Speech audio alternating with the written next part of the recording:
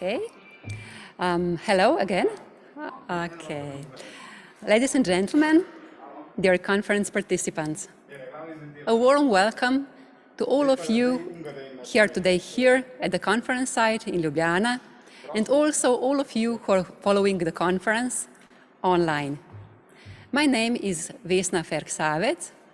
I work at Faculty of Education, University of Ljubljana.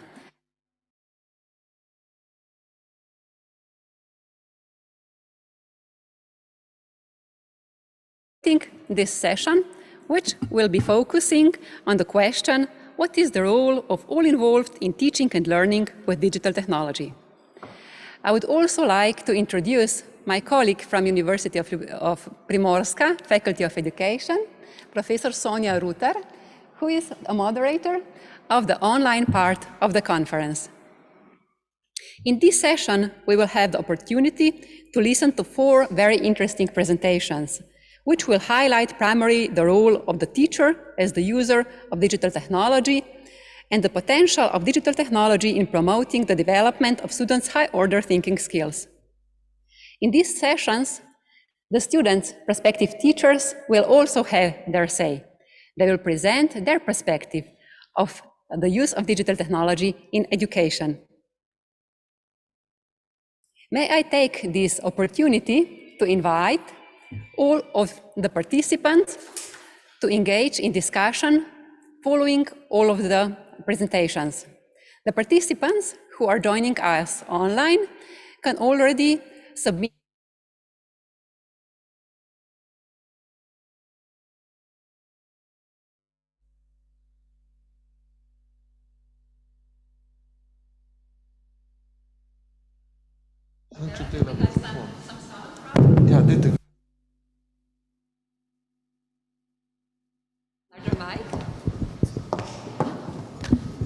Thank you. Okay. So you can hear me now. Okay.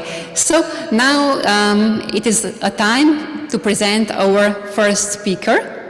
It is my great pleasure and honor that today with us we can introduce Dr. Mart Lampere, who is a professor in mathematics and computing education at the School of Digital Technologies, University of Tallinn, Estonia. His research focuses on conceptual design and analysis of the affordances of technology-enhanced learning systems and tools, digital competence modeling and assessment, didactics of informatics and authoring systems, metadata, and repositories of digital learning resources. He is the head of MA program, Teacher of Informatics, and the co-author of the National Digital Competence Test, as well as a co-author of several informatics textbooks for upper secondary school. With his extensive expertise, Mart has been contributing to several European initiatives related to modeling and assessment of digital competence, such as DIC-EDU, DICOMP-EDU, and DIC-COMP.org. Today, Mart is going to discuss ways that teachers can self-evaluate their pedagogical digital competences using the so-called selfie tool.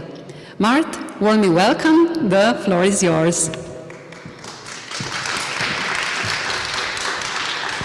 This mic? Maybe you can. Okay.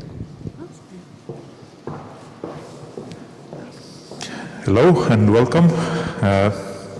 It's a great honor to be here. and to be first speaker in this parallel session.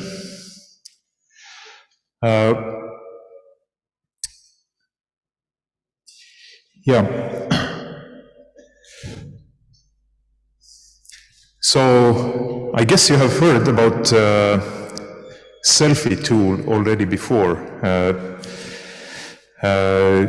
but actually there are several selfie tools. The older one that has been available already for a few years is called Selfie for Schools, is meant for self-assessment of the school on the organizational level, of their self-assessment of their digital capacity or maturity as an organization. And of course, this is a crucial characteristic of an organization, and probably even without any specific scientific studies, we have seen and observed, recognized that those schools who were more digitally competent before COVID, they also happen to be more resilient and adjusted their activities faster and more effectively to this special situation caused by emergency distance education that was forced upon us. So in Estonia, we created a similar tool already before that. We call it Digital Mirror.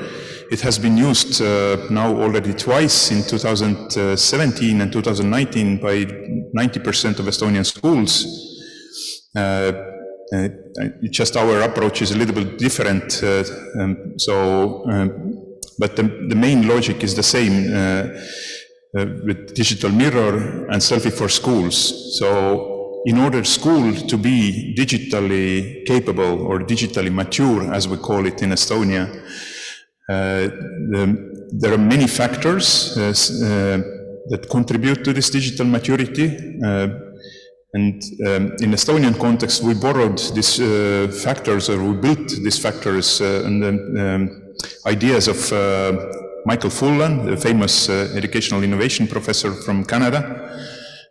So the most important factors are linked to pedagogical innovation. So it means that whatever you do new with technology in education, the pedagogy should come first. You should have a very clear idea why do you take into use this new technology.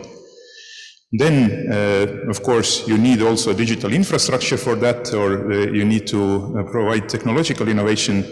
But Fullan points out also the third important knowledge, and this is change management knowledge. It means that if you are the head of the organization, you need to understand that not all teachers and students and parents in your school are not taking this innovation or not coping with this innovation in the same way. Yeah, so Selfie for Schools includes also part of this pedagogical innovation factors or indicators, and within them also the teacher's digital competence. But this is very small subset of items in this instrument that measures teachers' digital competence. And also Selfie for Schools doesn't provide right now the follow-up actions. It means that once you have your self-assessment completed, you should use it for planning the digital strategy of the school for the next 2 or 3 years. So this is what we provide in our Estonian Digital Mirror already.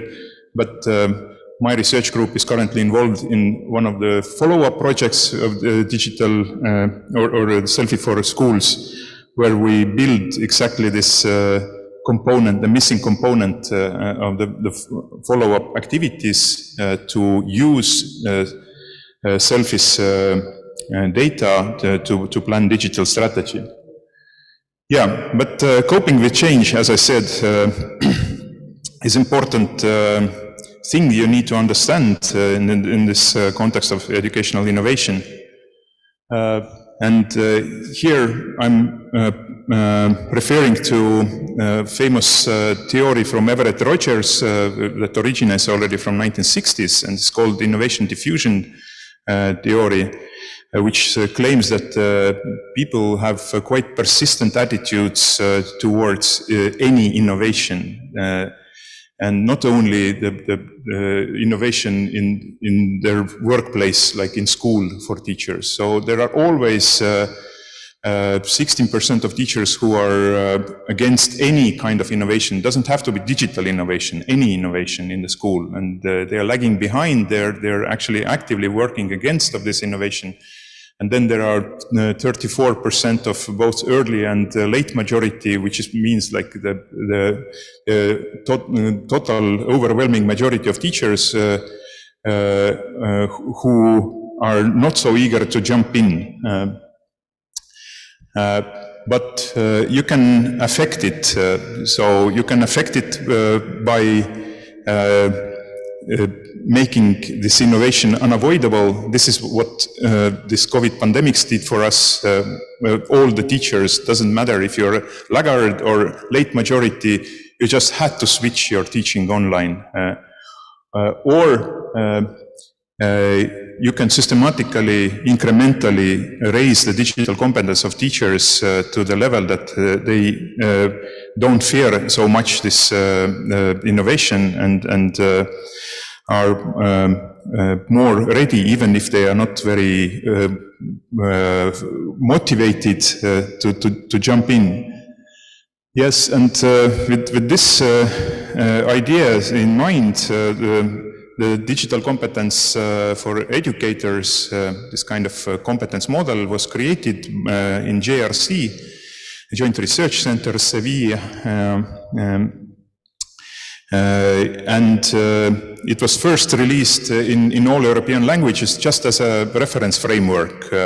But the schools demanded more, and teachers, they expected that there will be also some easy-to-use online tool that helps teachers to assess their digital competence based on this framework. And this is exactly that was done now last year in 2020. So an expert group at JRC developed this online self-assessment tool that what we called Selfie for teachers. And then, of course, we needed to validate it, to pilot it. So there was a tender. So the consortium that was led by Tallinn University happened to win this tender, and within last a year, we've been piloting it in 4 countries, this Selfie for Teachers tool. So it's an online tool, as I mentioned. It contains 32 self-appointed statements on 6 proficiency levels. And proficiency levels are actually inspired by European language pass. It means A1, A2, B1, B2, but they have also labels like A1 you see is newcomer, A2 is explorer, B2 is expert. So you could wonder that who could be above expert, but above expert could be leader, C1, or pioneer, who is actually actively engaged in innovating the processes in this specific field. The tool is not designed for researchers. This is very important to stress. So this tool is created for single teachers or for the groups of teachers. It's also not created for school principal to find out that what is the digital competence of my teachers and who should be punished and who should be sent to courses. So this data is not accessible to school principals. This data is not accessible, the reports or statistics is not accessible to your local Department of Education or your National Ministry of Education. So this is self-reflection tool. We even didn't want to call it self-assessment tool. It's a reflection. It's the tool that helps teachers to reflect on their current state of their digital competence. And yeah, I mentioned that this is individual self-reflection tool, but you can also organize it in groups. So actually it is possible that most of the teachers in one school agree that we need to find out where we are with regard to our digital competence in order to plan in-service trainings for our teachers. So you can also conduct it as a group, and then the one who launches this group self-reflection, technically it can be school principal, but he only gets the summary statistics, not individual responses of all teachers, and only in case more than 60% of teachers have responded in the school. So it means that if only 10% of teachers respond, it will be easy to rule out who was responding this way and who the other way. Yeah, so we equipped this tool also with extensive help texts and very nice visual reports. Here is a look at one set of statements on the first competence area. Professional engagement.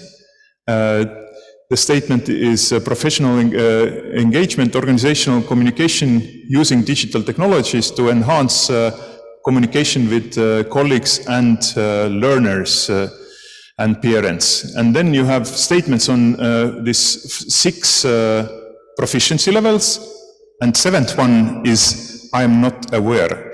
So we didn't have it initially, but in the pilot we found out that actually some teachers requested, or they felt that they need also this kind of option. So because they said that we are not yet on level 1 with regard to this indicator.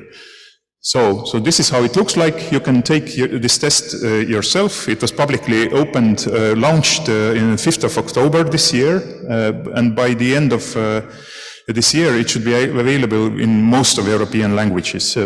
So these are the visual reports that the teacher will get in the end for each competence area and for specific individual indicators in each area. This is the upper right disk, and then also your general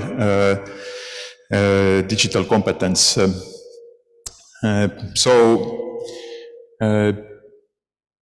We piloted it in April in 4 countries with 3,218 teachers who gave the full responses. There were many more who gave only self-reflection part, but didn't respond to feedback questionnaire. So as you see that we, on top of the self-reflection, we also had extensive quantitative feedback questionnaire that was attached to the same self-reflection tool. And then 2 weeks later, we conducted in-depth focus group interviews separately with primary teachers and secondary teachers to find out the potential problems that can be fixed before the school will, the Selfie for Teachers tool will go live in the autumn. So I would say that teachers were very much satisfied with the instrument. And this, especially with regard to its content, the items, the statements, the relevance and usability of this tool as such, both for their job and for their continuous professional development. They were even more satisfied with the reports and help text.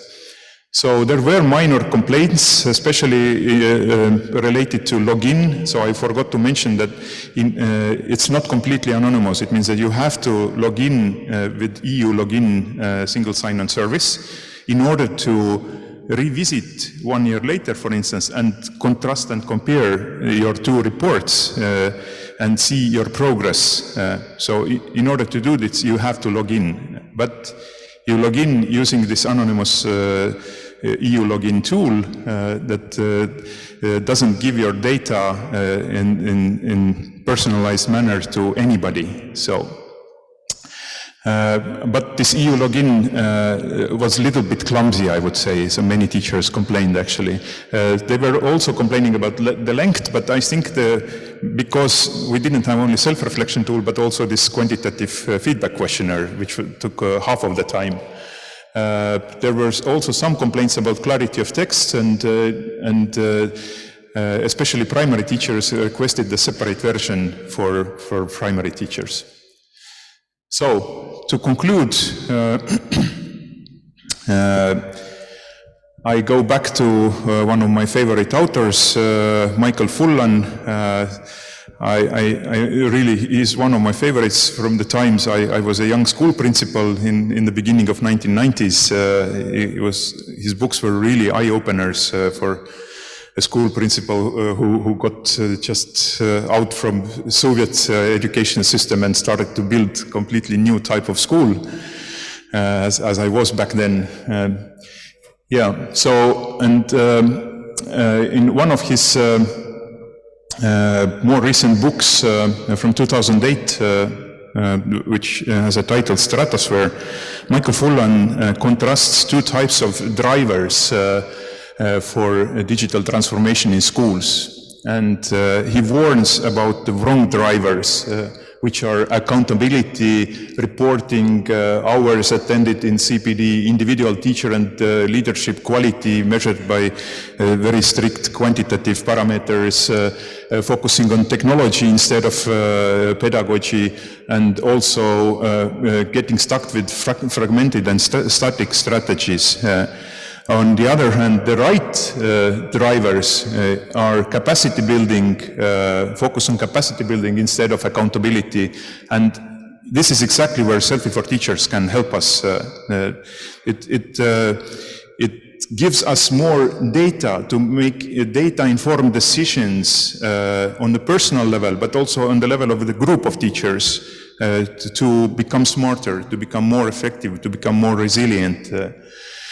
Then the second right driver is the collaborative work instead of individual teacher quality, shared goals and ownership of the change. And this is exactly what the group self-reflection with Selfie for Teachers again supports. Focus on instruction instead of technology. If you look at the DCOMP-EDU model, so this is not the same as digital competence model for European citizens, because teachers' digital competence is completely different, very unique, very much rooted in the authentic context of teachers' the job. And this is why Selfie for Teachers again provides us focus on instruction, the pedagogy first, and then technology. And the final factor is evolving systemic view on change management, and which Selfie for Teachers allows, because you can revisit it every year again with the group or on the individual level. And this allows teachers and schools to continuously update dynamically their CPD plans for digital competence of teachers.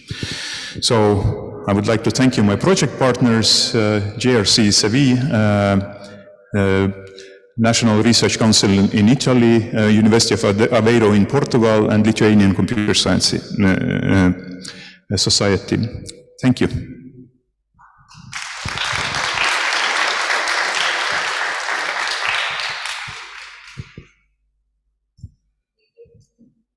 Thank you very much, Mart, for your very interesting presentation and useful for all of us who are teachers. Now I would like to give opportunity to the audience to ask questions. Do we have some questions? Okay, please.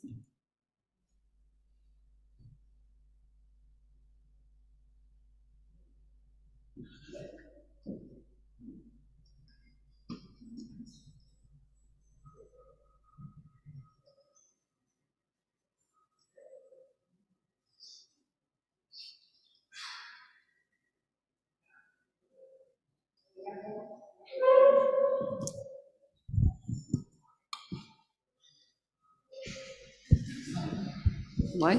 I have one more here. What about this one? I have one more here. I hope, yes, now it's working, sorry. I have a question about not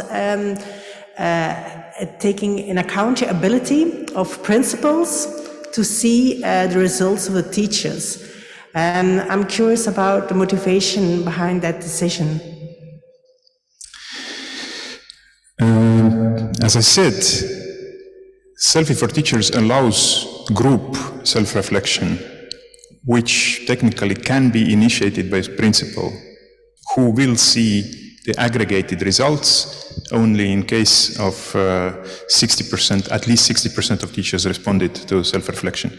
So it is possible, but why it is so much avoided, I think one of the reasons is that this is the tool that was created on European level, and the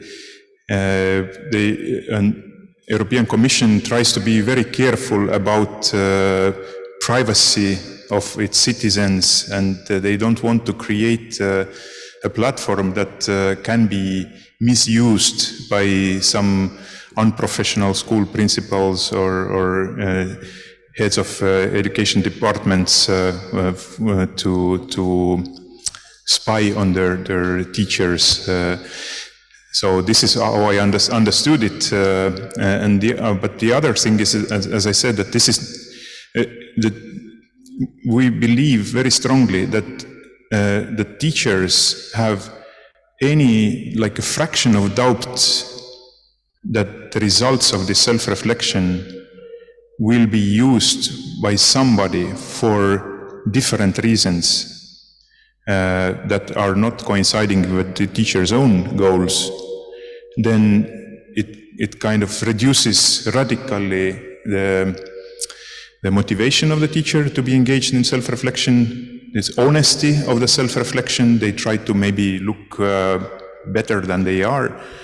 But if we can convince them that there is no way somebody else could actually pinpoint your self-reflection results and use them for any like statistical, administrative, I don't know, any purposes, scientific purposes, then the tool will be less useful, let's say. Thank you.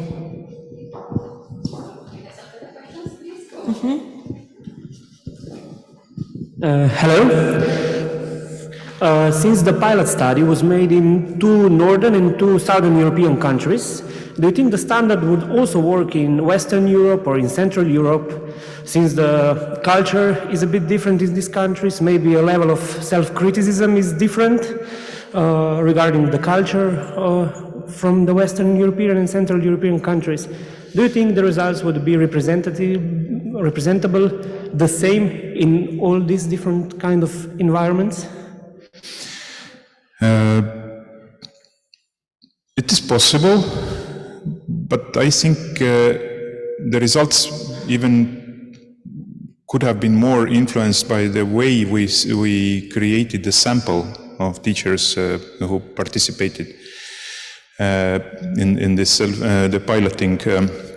So I admit that the consortium was formed by ourselves. So I, as a coordinator, I invited the people with whom I trust, the researchers whom I trust, because the budget was very small. And we were actually required to include only 3 countries. So, but we were so eager to win this tender, we saw that we can make it also with this budget with 4 countries. So we added Lithuania. We wanted to have the balance between new and old member states. North and south, or east and west, however you call it. But we were also having some informal information that in parallel with our consortium, who officially validated this tool, there will be also some other countries involved. Because exactly this happened with the previous tools I've been piloting with the same colleagues, like Selfie for Schools and DCompEDU SAT, the self-test tool for teachers. And this is how it happened. So it means Ireland was also piloting it, but not in the strict manner as we did it. It means that their sampling was a little bit more loose, and also they didn't follow exactly the same procedures as we did. And maybe partly because of that, the results from Ireland, which I also tried to analyze and compare, were much more optimistic, that they involved mostly these schools who were very much eager to pilot the tool. But we tried to involve also these schools who necessarily were not front runners. But definitely there were differences, so you can read soon the report and see that what were the differences between countries. I would say that Lithuanian teachers were setting the highest bar in most of the competencies. Estonians came the next, and Lithuanians, Portuguese and Italian teachers were more self-critical with their reflection. It doesn't say that they are less competent. They were more critical, I would say. But in general, our goal was mainly to validate the dimensionality or factor structure of this instrument. And this is what we did. We validated that yes, teacher's digital competence has 6 dimensions. Psychometrically, it was confirmed, and we also did very thorough item analysis to identify if some items are overlapping, for instance, or are outliers. So there were 2 items which were very close to it. One was related to computational thinking, which is not actually even translated in many languages. For instance, in Estonian and in Lithuanian language, we don't have this concept. So we had to replace it with close enough concept, and maybe this affected also results. And the other item that was outlier or almost outlier was the item about emerging technologies like AI and Internet of Things and so on. And with this experiences of the teachers with the very new emerging technologies seem to be very different in for instance, in Italy and Lithuania. Yeah. Thank you.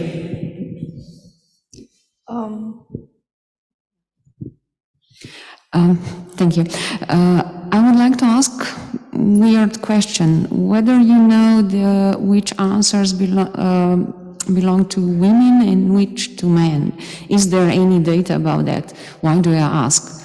Because when it comes to technology, women are in general in our cultures very shy.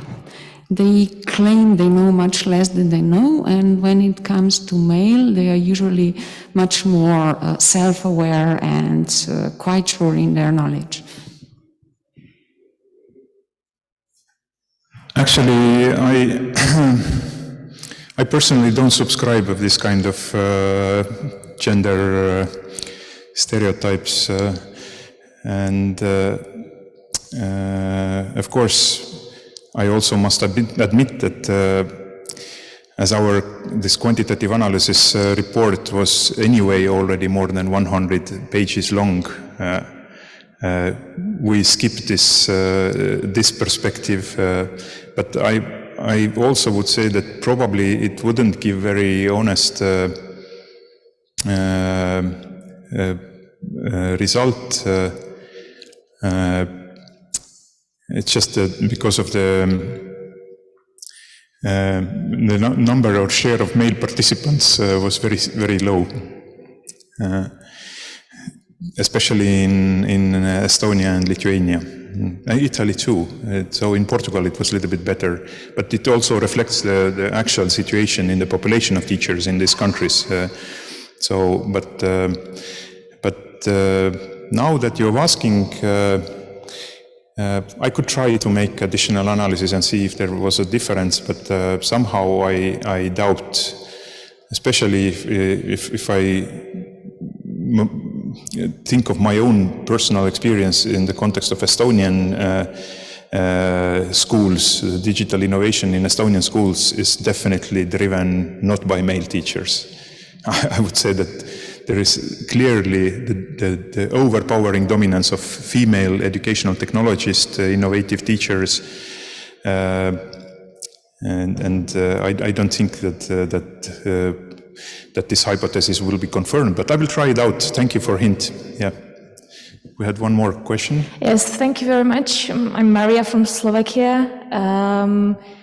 In Slovakia, we do use selfie tool for schools, and we saw that such a tool is very needed also for teachers.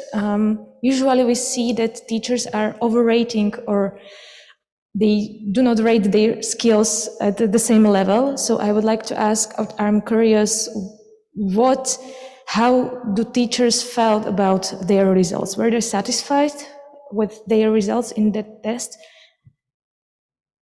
Just like in any sociological study, the response is some do, some don't. But I would say that clearly more teachers were satisfied and positively surprised of the final report. What we did this time, actually we had two pilots. We had pre-pilot only in Italy and Portugal in December, just to test our methodology and inform and correct it before the full pilot in 4 countries. And based on that, the pre-pilot we suggested in the real pilot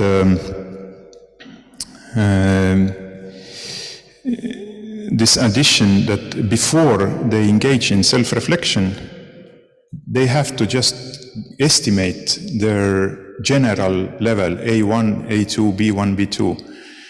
And then we compared it with the results of their self-reflection across these 32 items. And then after this, we asked them to rate them again on this generic level.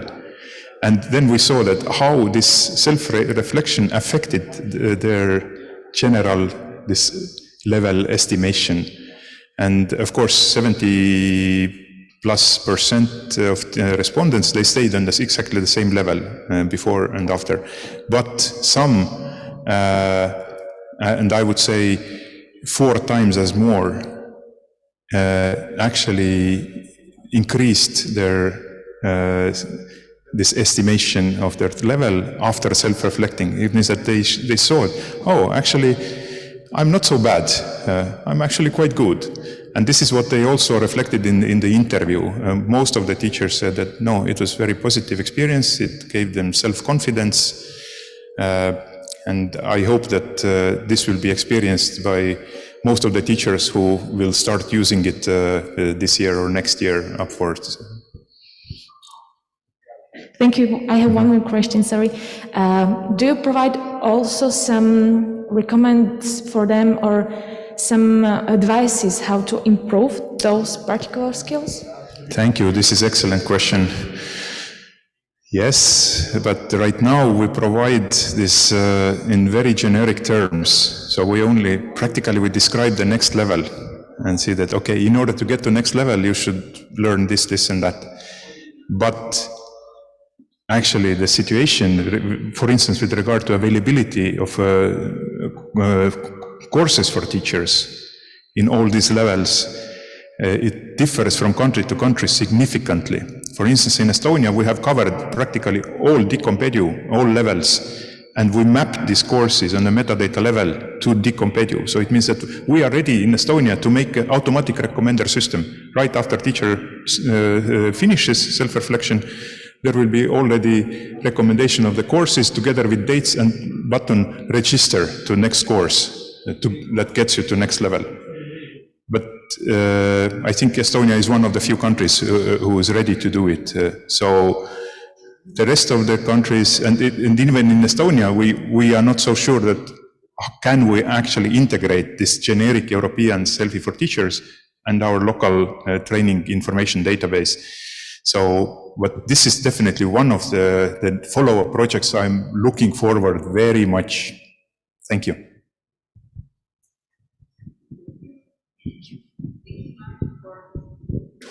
Thank you, Mart, for your presentation and answering all the questions.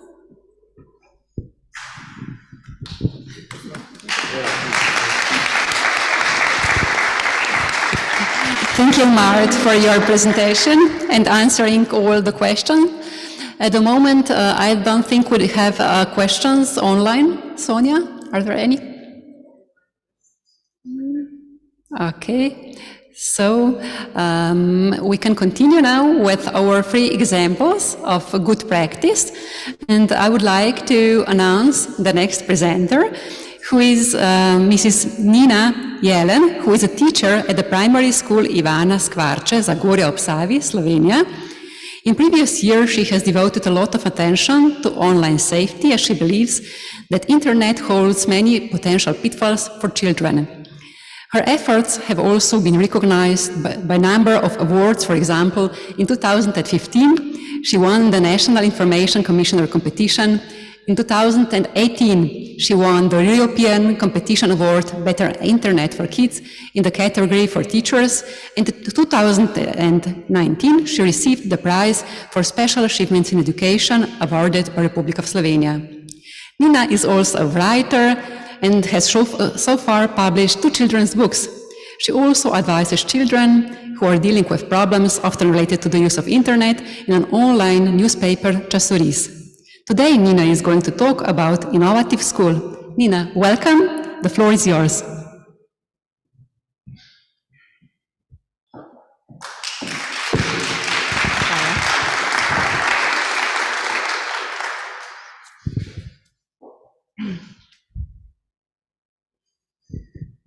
Okay. I woke up on Friday and I lost my voice. So I was quiet for the whole weekend, which made my husband really happy, but not me, because I was really scared that I won't be able to participate at this conference. Well, after gallons of teas and COVID tests, I'm here today and I'm really, really happy. But I do apologize for my voice. I promise you that I won't sing to you, at least not today, maybe tomorrow. So I'm Nina Jelen. I work in primary school Ivana Skvarče, Zagorje. It's a little town. Now I teach 5th graders. So last school year, I wrote on the social media that we play Minecraft in class, and I got very different responses to that. Some of them supported the matter, the others were quite the opposite. They wrote something like, why didn't you rather spend time by doing something smarter, for example, play outside? One of my colleagues comforted me with the words, he said, yeah, Nina, you know, it's probably with technology now as it used to be with reading in the past. Probably you can just imagine people saying like something, why would you read? You better go work in the field. There would be greater benefits from you. Well, today we know that reading has brought us quite a lot of benefits, yeah? And it's similar with technology. I think that technology in the hands of a good teacher, it's really worth its weight in gold. It's a fact that teachers have been heavily empowered by technology, by knowing technology, online gadgets, online apps in these past 2 years. But it seems that we use that more when we're at remote teaching and a little less while we're in the class. And why is it even so necessary to pass this knowledge to children? Many times I hear that we need to go back to basics, back to nature, that we lost this connection with nature. And if we are thinking about everything that is going around the world right now, it's probably true. But technology is here and it probably won't just go away. So let's use it to connect the world, let's use it to connect the children and the world, let's use it to teach sustainably and to teach globally. At the moment, I think that we teachers and parents have a really big task to do. We need to raise our children who will be receptive to the world around them, both to the nature and the people, and at the same time we need to teach them to live in the modern world. Right now we are raising our children for professions that probably don't even exist yet. And if we want them to develop skills that they will one day need, to collaborate, to be innovative, to be creative, we also need them to teach about how to use technology. And when you are using technology in class, you can also teach them about internet safety and behavior online. I accept the distance learning as a kind of challenge, and we did 101 things with my children.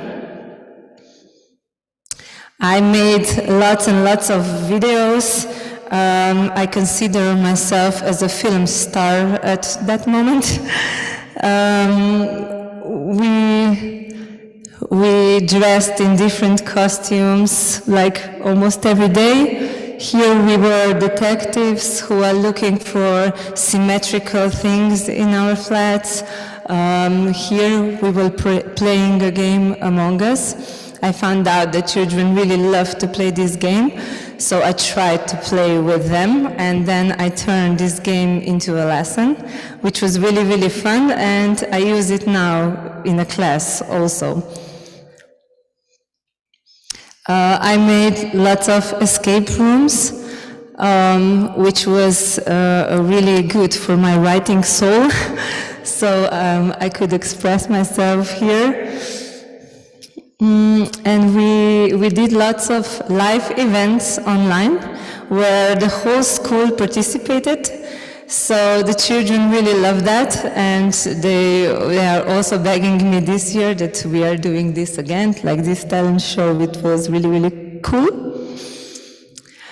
Yeah, but also now that we are not at remote teaching, we are using technology in a class.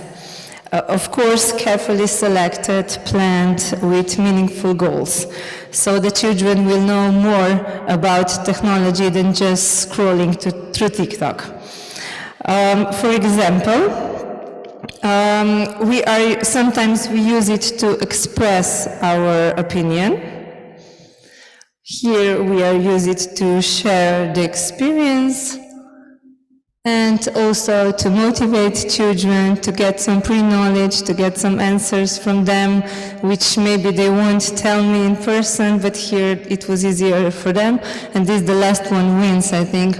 What would you tell grown-ups if they would listen to you? And one of them responds, nothing, because they do listen to me, which was really nice. We also, I really love to use Teams because they give you lots of opportunities for personalization, individualization, and differentiation. For example, we did this in school, and the students could also look at the same thing at home. They can even rewind it and look from the beginning. And it's a really good thing that Teams changed my font to readable font, because one that I wrote, it's not so nice. Yeah, and I would like to present to you how, for example, we learned about romance. First of all, we went outside the school and we spun the time machine. We did it in the way, like first they were running 7 laps, then they were holding hands, we gave each other high fives, then they closed their eyes, and when they opened it, they found themselves in arena. There was, I picked one child who was Julius Caesar. Then there were gladiators. We even made gladiators fight. We even had lions, which was really interesting. After that, we went to our class, and they wrote in Teams some keywords they already know about romance. Then I asked them, why are we even learning about romance? And they got very different responses, like because we need to know about history, romance affected our present, and none of them said that it's for grades, so this made me really happy. The next step was to get their interests, so they wrote keywords about they want to know about romance, what they would like to know more, and they wrote something like, I want to know more about women's, about army, about their architecture, and later I divide them into groups by their interest. So they were highly motivated because they were in a group that supported their interest.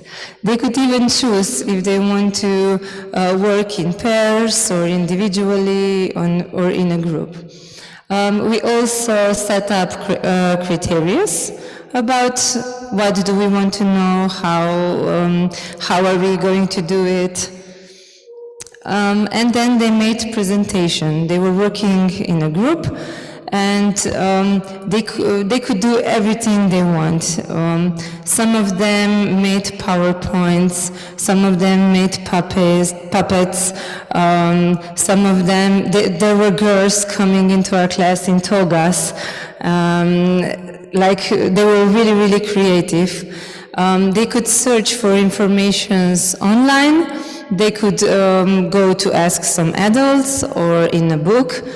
We even went to our principal, who is a teacher of history, so she was really happy that we used her.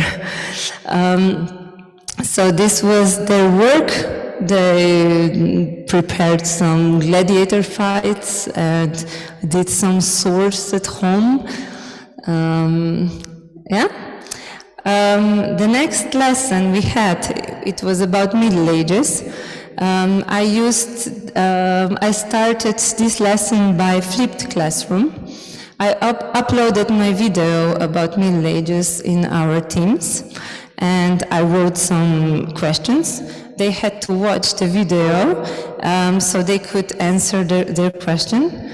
So my questions, and when they come to school, they really, really knew a lot. They remembered a lot from the video, so they got a big amount of pre-knowledge. Then later we did almost the same thing as we did with romance, but we also visited the castle nearby. So they were playing knights and peasants' revolves and something like that. And at the end of lessons, we went to our computer place, and we made a castle in Minecraft all together. So they said that was the best day in a school. So you see that we did lots of quite smart things, and that we didn't waste our time. We also used technology. They collaborated with each other, they were innovative, they were creative, and I believe that they learned things that they will remember forever. So, just to conclude, like many teachers, I also love chalk and the board. But I think that it's also technology that sometimes make wonders in our class. So thank you.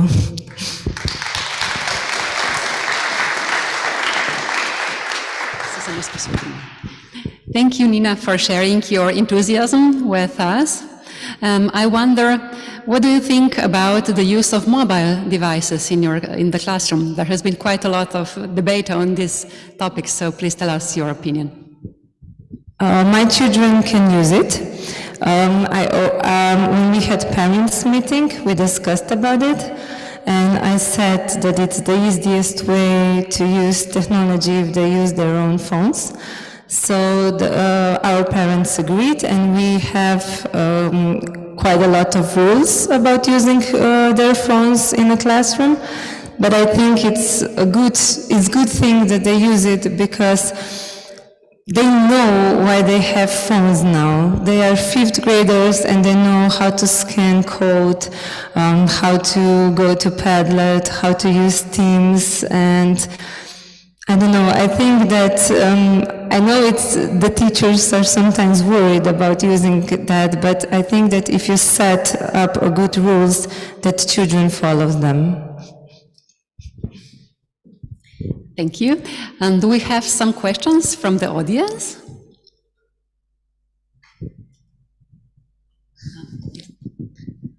Hello, thank you for your ideas.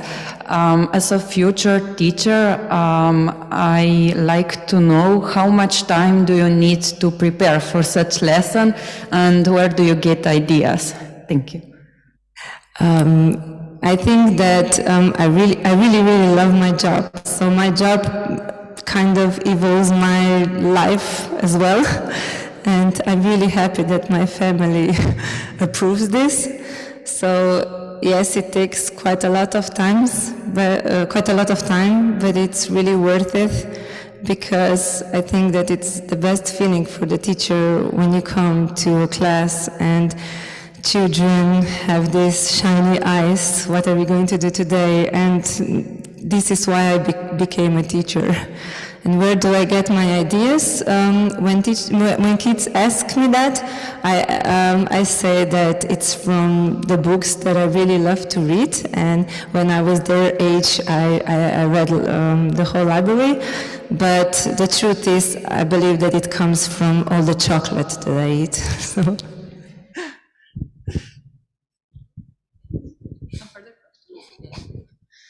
Yes, thank you. I wonder, I work in high school, and you mentioned flipped classroom. And I asked my students, how do they feel comfortable with using, for example, different videos at home to prepare for classes? Most of them answered that they are not actually engaged in doing so.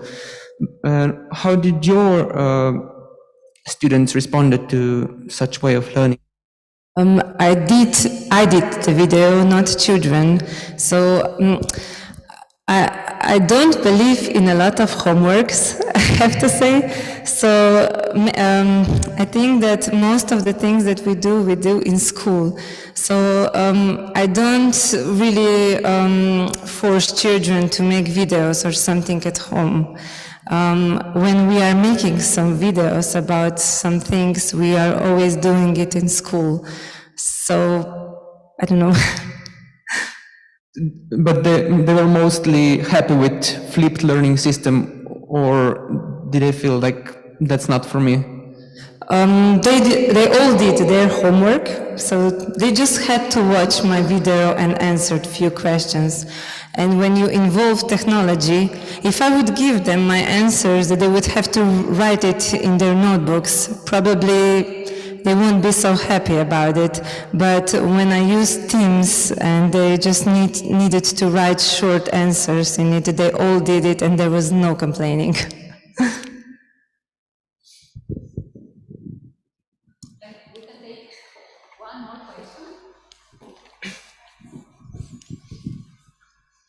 Yes, thank you for your presentation, and it's beautiful to see what you have done with your kids in this moment. I was curious if you could give us tips, the national government or the union, to help your colleagues with their professional development around ICT skills. How do you think we can best tackle this, or what do you need from us, or can you help your colleagues with it, because you are an expert in it, I just saw. I think that just educational things can help us. Like when we, I think that teachers right now really need to educate themselves. And I spend lots of times and hours to research for applications, and some of them work really well. Some of them don't really motivate your children.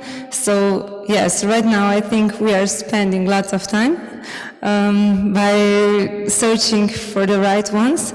But when you do find it, it can help you a lot. So if I summarize, you just think that we can help to get all the information in the right place so you can find best practices or something to do so in your class. I think that I think that the problem is that really good educational programs are also very expensive. So you spend lots of time searching by yourself. And the ones that are free are usually for marketing things. So maybe if we could attend some really good quality seminars, that would be really good for teachers. All right, thank you.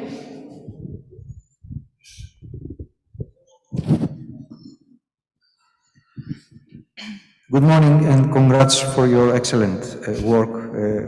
We admire that, and I wish you keep going this way. I'd like to ask you if it's logical, I think, to assume that all your children had the same access to technology and the quality of devices. And my question is, how you manage to handle these issues, quality issues, or the lack of devices, for example, and how you handle it and how you overpass inclusion difficulties or inequality. Yes, understand. Thank you. As I said, I really love to do all the work in school.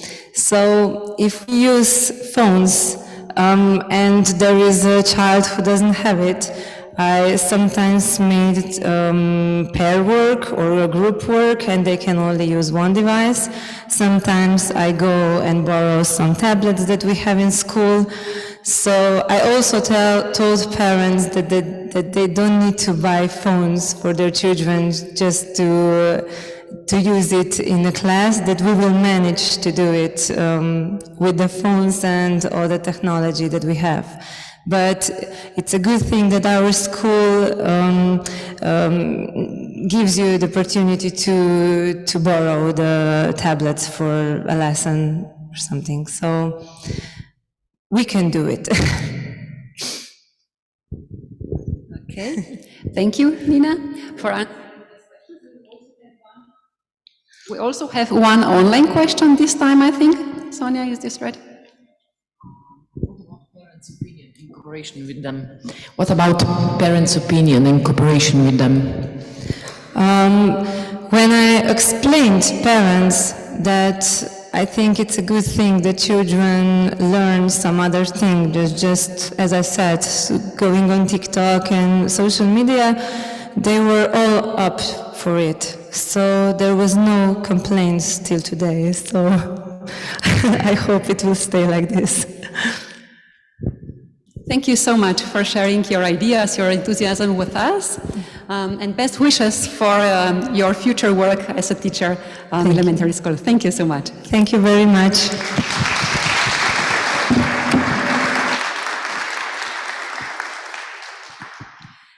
Now we are moving forward to our next example of good practice. So I would like to introduce our next teacher. This is Dr. Anna Logar, who is a chemistry teacher and physics teacher at primary school in Metlika. She believes that it is important to combine educational research and school practice, and in this way contribute to a higher quality of the learning process. Anna is especially interested in studying factors that influence students' learning based on experimental work, and in the use of digital technology to support the teaching and learning of chemistry and physics in general. Today, Anna is going to share some examples of the use of digital technology in her chemistry classroom. Hello from everybody. I'm Anna and I'm working primary school of Metlika. Today's presentation I have about didactic use of digital technology in chemistry lessons. The mindful use of digital technology in school leads to better teaching and learning, more successful planning and implementation of individualization and differentiation, promotes creative thinking, improves motivation, stimulates student curiosity, can reduce the teaching load, facilitates planning and working with students with special needs. Teacher can contribute to a more successful learning and promote the development of a more sustainable knowledge of students in different subject areas.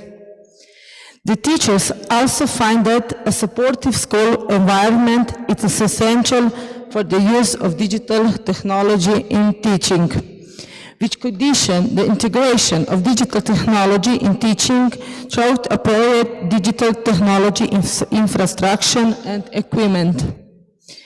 Teachers' interest and belief that integration of digital technology in teaching adds value in terms of improving the quality of the learning process. So the first, I have problem definition to study the possibilities of the potential of digital technology in achieving higher levels of knowledge and cognitive process in chemistry teaching. Then the reproduction of interactive digital technology supported learning materials. We review of the possibility of developing and implementing innovative digital technology in chemistry lessons, preparation of innovative digital technology for regular chemistry lessons, recording of regular chemistry lessons in the 8th and 9th grade of primary school. Innovative digital technology is planned and uses in the lessons. Processing and preparation of recording of regular chemistry lessons in primary school using innovative digital technology, 10 videos from 2 to 30 minutes long. Then analysis of the advantages and disadvantages of using digital technology in regular chemistry lessons from the teacher's point of view and from the student's point of view. So the first video you can see is how to use and creation of QR codes for connecting chemistry lessons with situations from everyday life and from visualization in chemistry.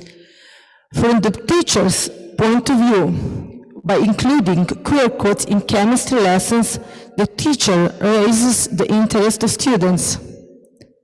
When planning lesson, the teacher follows modern trends in the use of innovative digital technology from everyday life. With the help of QR codes, the teacher directs students to a number of information on the internet, which they pre-examine the information is high quality and verified. QR codes can be used by the teacher to direct students to addition optional content for homework or links to knowledge testing. The first day started with safely experimental work, then they go to groups, and you will see. With QR codes, can we direct students to further research to process content? By making QR codes, the teacher has a lot of work to do, and the teacher must take care of validity of QR codes or that the website does not expire. Not all students have modern telephones or data transmission. Students can use QR codes on the internet to download the other applications that students have downloaded on their phone, like Facebook or Instagram.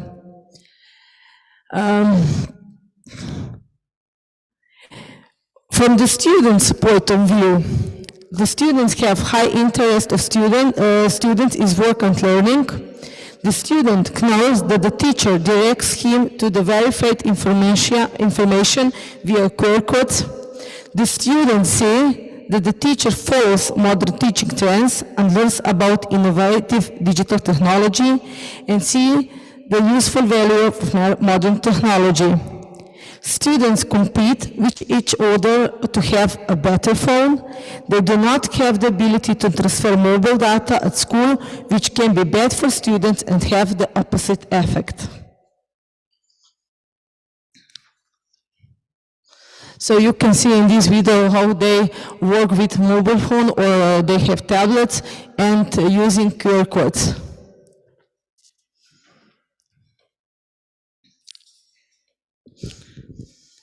Okay, the next one is use and creation of e-comics for connecting chemistry lessons with situations from everyday life. From the teacher's point of view, raises student interest in learning by including e-comics in chemistry lessons and with connection with situations from everyday life. The student's attention increases as the lesson is interesting. The teacher uses a different approach. The teacher follows the modern trends of didactic of chemistry lessons.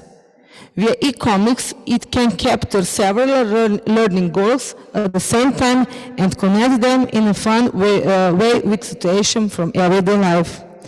To more creative students, the teacher encourages interest in learning to make e-comics themselves. A lot of teacher preparation at homework. It's not easy to prepare and produce a good comic strip. Since in addition to knowledge of chemistry and creativity, the teacher has yet to master the software, a lack of software to making e-comics from a chemistry point of view, and better comic book making programs are payable. And from the student's point of view, increased interest in learning, easier to remember, fun learning, learning material presented in a friendly and interesting way. Students love to read comics, more creative can develop their creative skills and learn about digital technology for making e-comics. Students can focus too much on comic reader than content.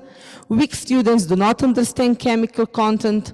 All students don't like comic books, and students do not like comic learning seriously. The next one, the next video is use and creation of programs like for active teaching, interactive video.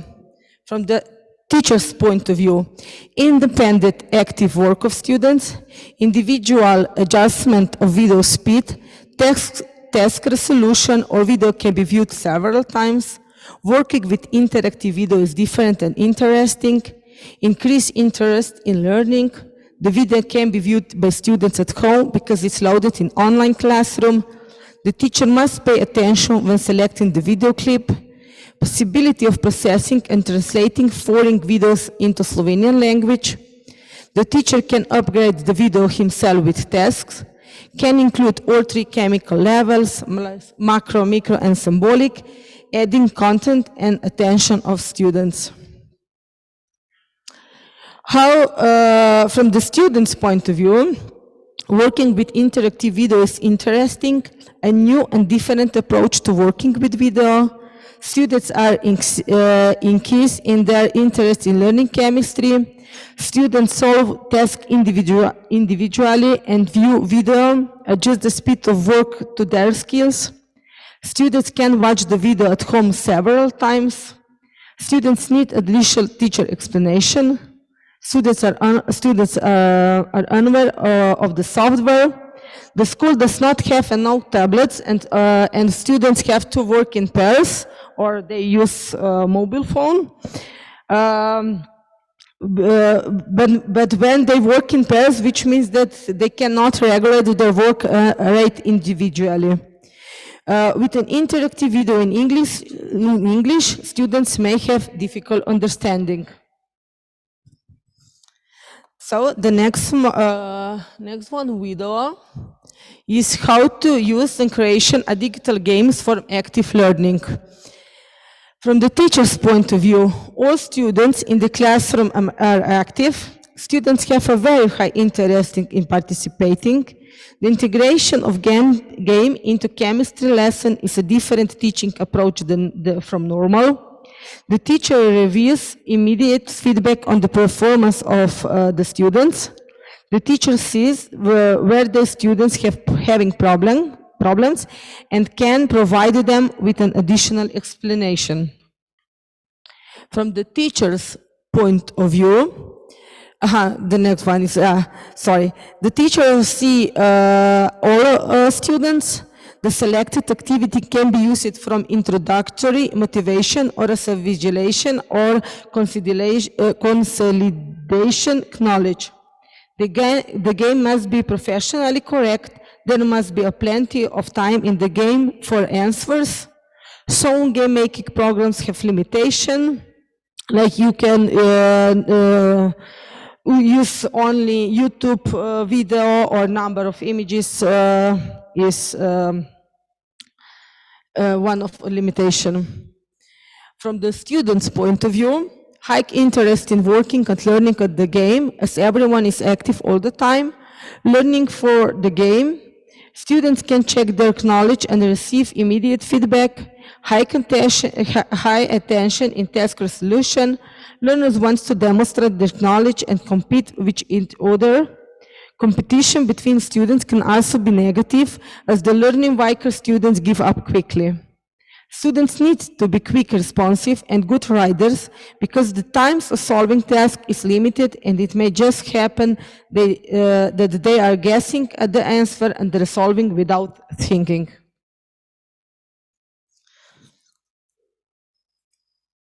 So you can see how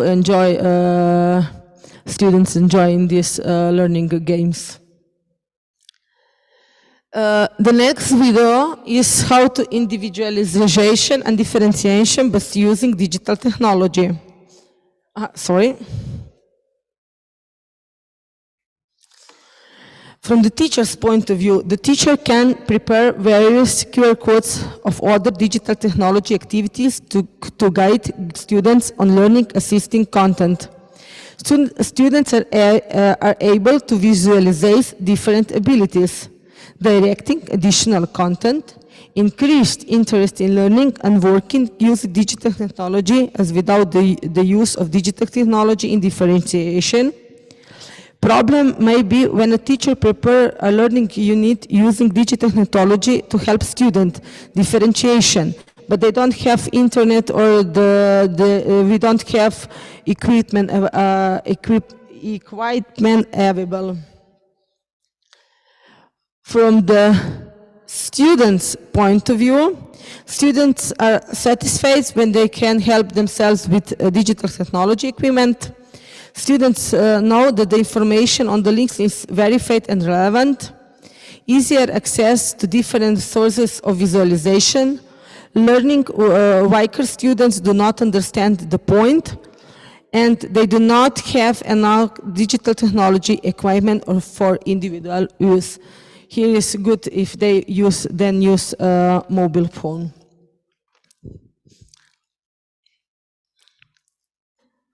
So the next one is use and development of voting system for the needs of individualization and differentiation. From the teacher's point of view, the teacher using voting system immediately receives feedback on students' knowledge and provides them with an additional explanation. Priority of voting system, where they receive feedback on each student's knowledge, over voting system where they receive full class feedback. Easier planning of differentiation and individualization, a lot of work and teacher preparation at home, extraction of different voting system. Like number of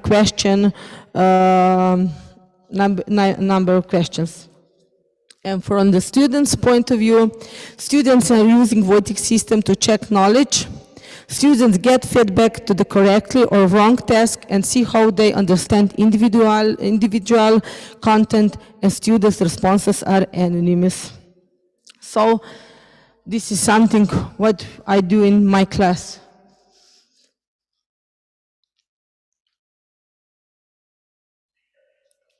Thank you.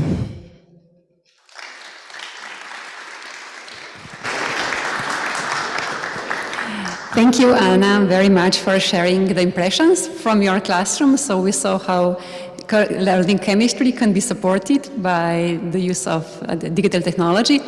But I have a question for you. So what do you think is crucial for the useful use of digital technology in the classroom? We have seen that your students are using tablets, mobile phones, you use clickers. So what do you think is crucial for the successful learning? I think it's good. I'm happy that students can use mobile phone in my in physics and chemistry, because I can understand. I can't believe that we will have.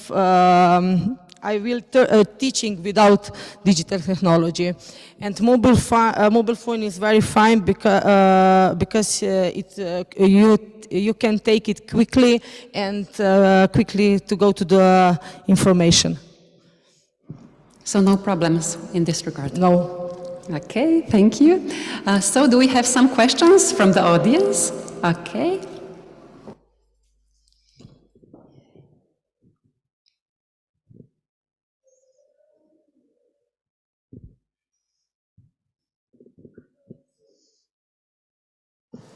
So I have a question. I'm a big fan of digital technology in the class myself as well.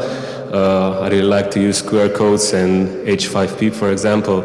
But I'm wondering, can digital technology reach its plateau effect? You know, when do you know enough is enough? You know, till now the technology has helped me, and from now on I need to stick to the traditional learning. Yes, it can be a problem, but I all the time working in my feeling. So when I see the children work and their interest and they learn, I use it. When you in class is you see, just see. But do children lose interest in technology sometimes during the class? No.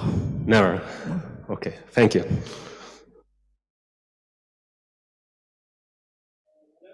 Hello?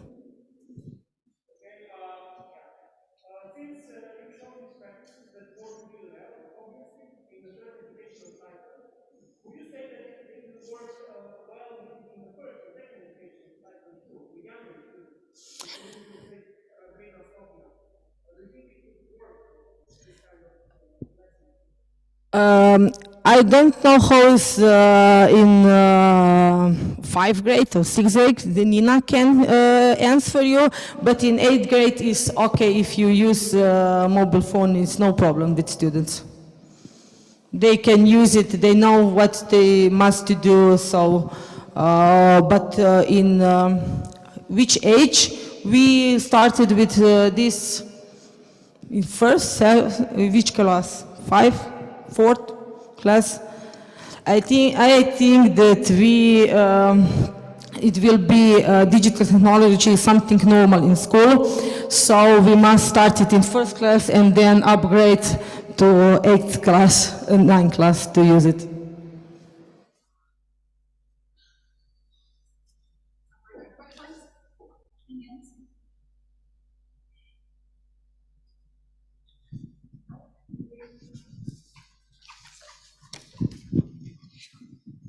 Thank you very much. I have one more question.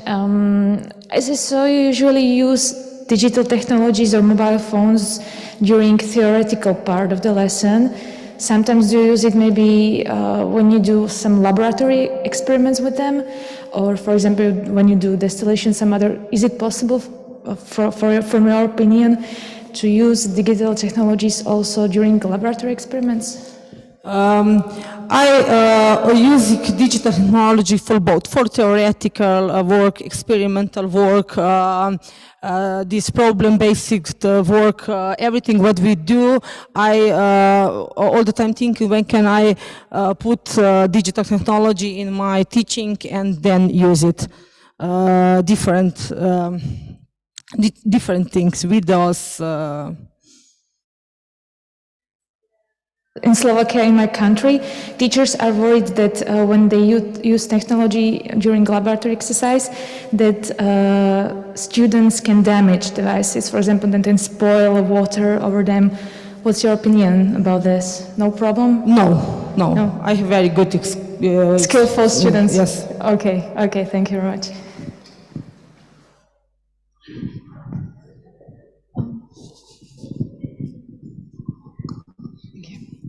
Thank you very much. It's not from online. I have a question. I noticed that boys are really engaged in work, really. It's not very often. If you compare ordinary work in the classroom with your work when you are using devices and those kind of things, are they more involved? I mean, boys. I think they are very happy when the boys special, very happy when we're using digital technology. They just, I can't find it.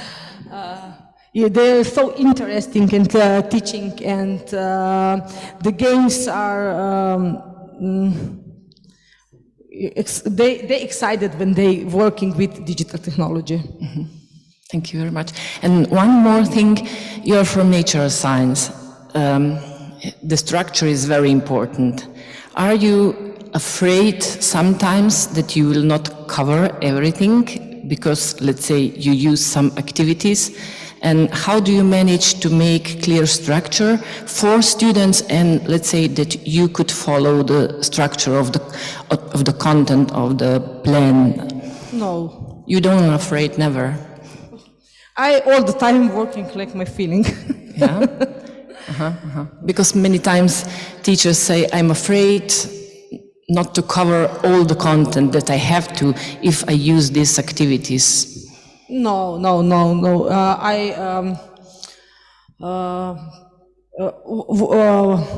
Repletam. Or connecting, or both. So I don't know. I don't have problem with this. Thank you very much. Thank you very much, Anna, for sharing your enthusiasm with us, and the best wishes for your future work too. Thank you. Thank you.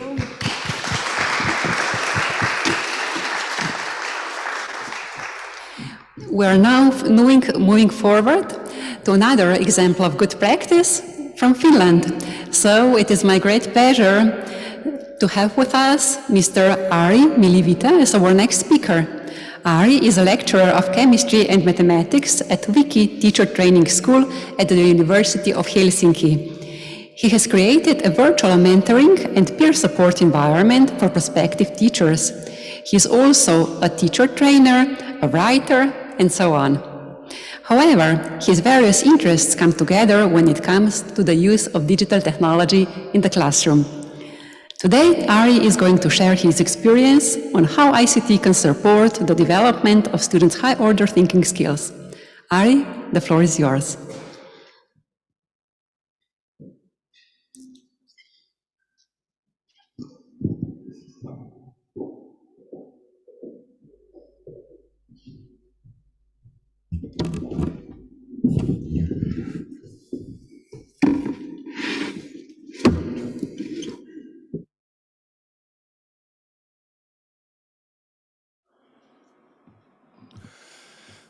So it's a pleasure to be here and share some ideas about chemistry teaching. So, because I'm a chemistry teacher, so I focus on, of course, chemistry didactics and how to arrange and how to involve ICT in chemistry education.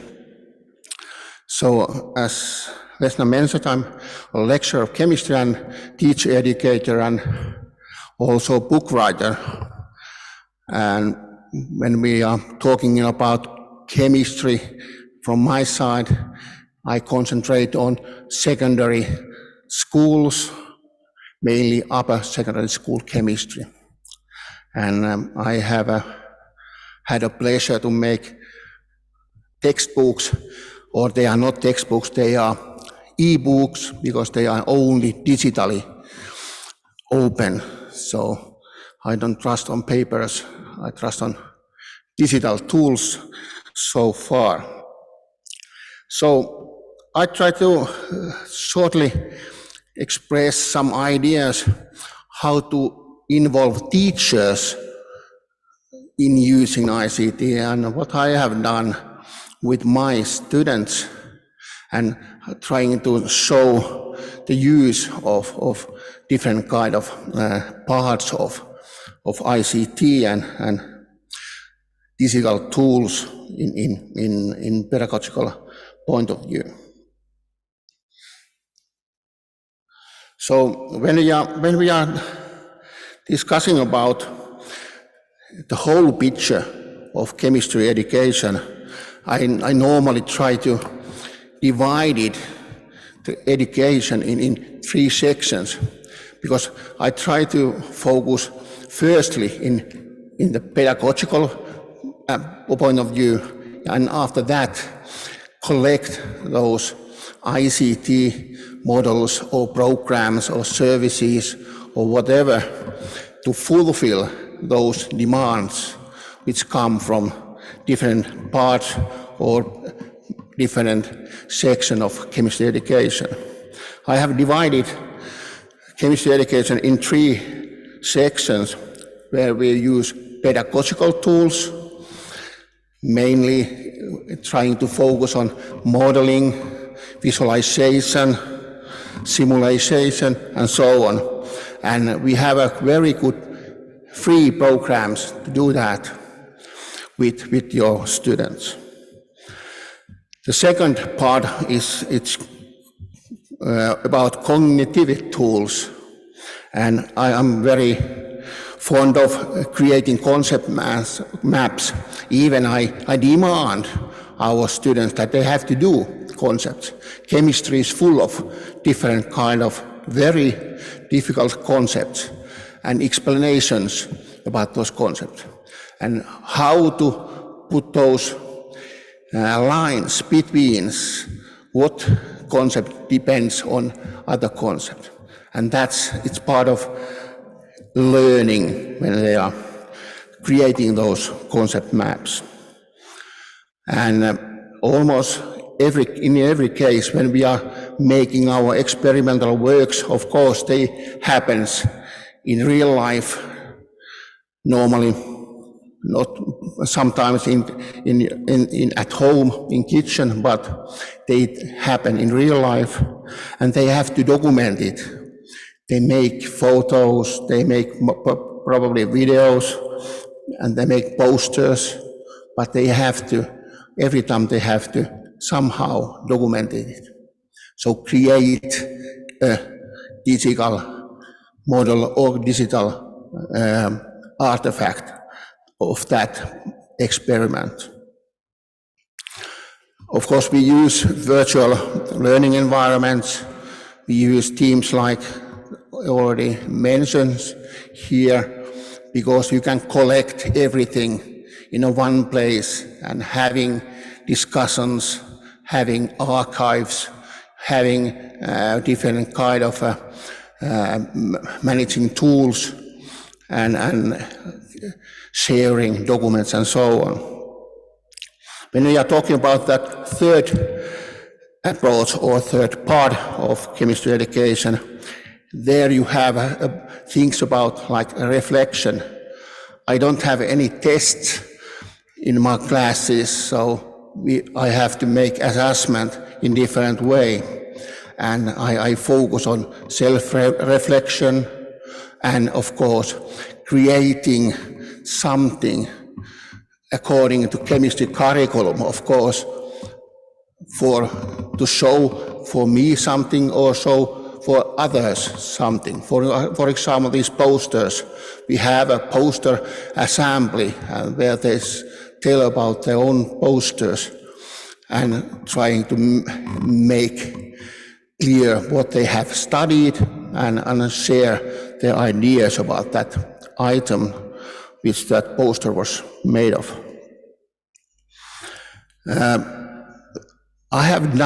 Sometimes I've done that I make, after every lesson, I make a blog post, so I try to show our students that I try to reflect myself also, all those lessons, what I have had. So there they can, of course, follow what have happened if they have slept all the lessons, so they can see what happened during that lesson. When we have divided this educational approach in three dimensions, of course, you can have other kind of approaches. You might be familiar with some approach. You can just try to find out what kind of levels in what level you are and what is the progress. I really like that Estonian example, and I fully agree with those ideas regarding of full and roaches. But of course we have different kind of things we can consider and take advantage from that. Some is one we call T-back, following the Schulman's idea about pedagogical content knowledge, how to integrate technology in different pedagogical part of learning or teaching. Myself, I have done a lot with learning object theory or idea of learning objects. It's about how teachers try to create themselves learning objects or tools or ideas, how to teach something which you are focusing on in that lesson. Not just take ready-made or just borrow from the books, but trying to evaluate and develop them for your own purpose. And that's, I think, it's in the future, it's quite crucial thing to have idea or at least attitude that I want to create these learning objects or idea to focus on and find out my way to teach that idea. So, of course, when we are talking about how teachers take this ICT development to their own personal development, my opinion is that personal development should be always teacher-led, be continuous, not just we have seminars. It's long-term process, and you need a support for that kind of personal level development. It should be situated or at least connected to that work you are doing in classrooms or in the virtual learning environment. And it should be collaborative. I have created in Finland, it's in Facebook, a Facebook group for chemistry teachers. There's almost 2,000 chemistry teachers and different kind of specialists and experts from government and of course from different textbook writers or companies. But the idea is that we have a virtual community of practices, virtual community where you can ask almost everything. There are no stupid questions, there are only stupid answers. So you can ask all kind of things from your colleagues. For example, I have this kind of lesson, and this is the item. I haven't never teach that because what to do? Do you have any ideas, materials? And they are sharing it. And of course, teachers' professional development include reflective practices. I really like that idea about that selfie teacher because it's for yourself. I normally say if we have a questionnaire I ask myself and others, is it that a promise for courses or resources for development? If there is just a questionnaire, I normally look away or say that bullshit. We need tools to think about how and where we need professional development. Then these kind of self-reflective tools are very, very important. About my practice, of course, we have already headlines from today or yesterday. We have talked about beyond bring your own device. That's old time because we have cell phones and mobile phones all the time. Cloud computing, it's now clear we have it. This community of practices, I can say that in Finland we have it. I really recommend that for your all countries. We have to have different kind of curation tools and ideas how we compare good and not so good materials. There are a lot of not so good materials, but they are very good basics and or base to create and make it better. That's why there are no bad examples. We have blocking, and I think it's already today system when we are talking about flipped learning. I have tried that also in lower secondary school and upper secondary school.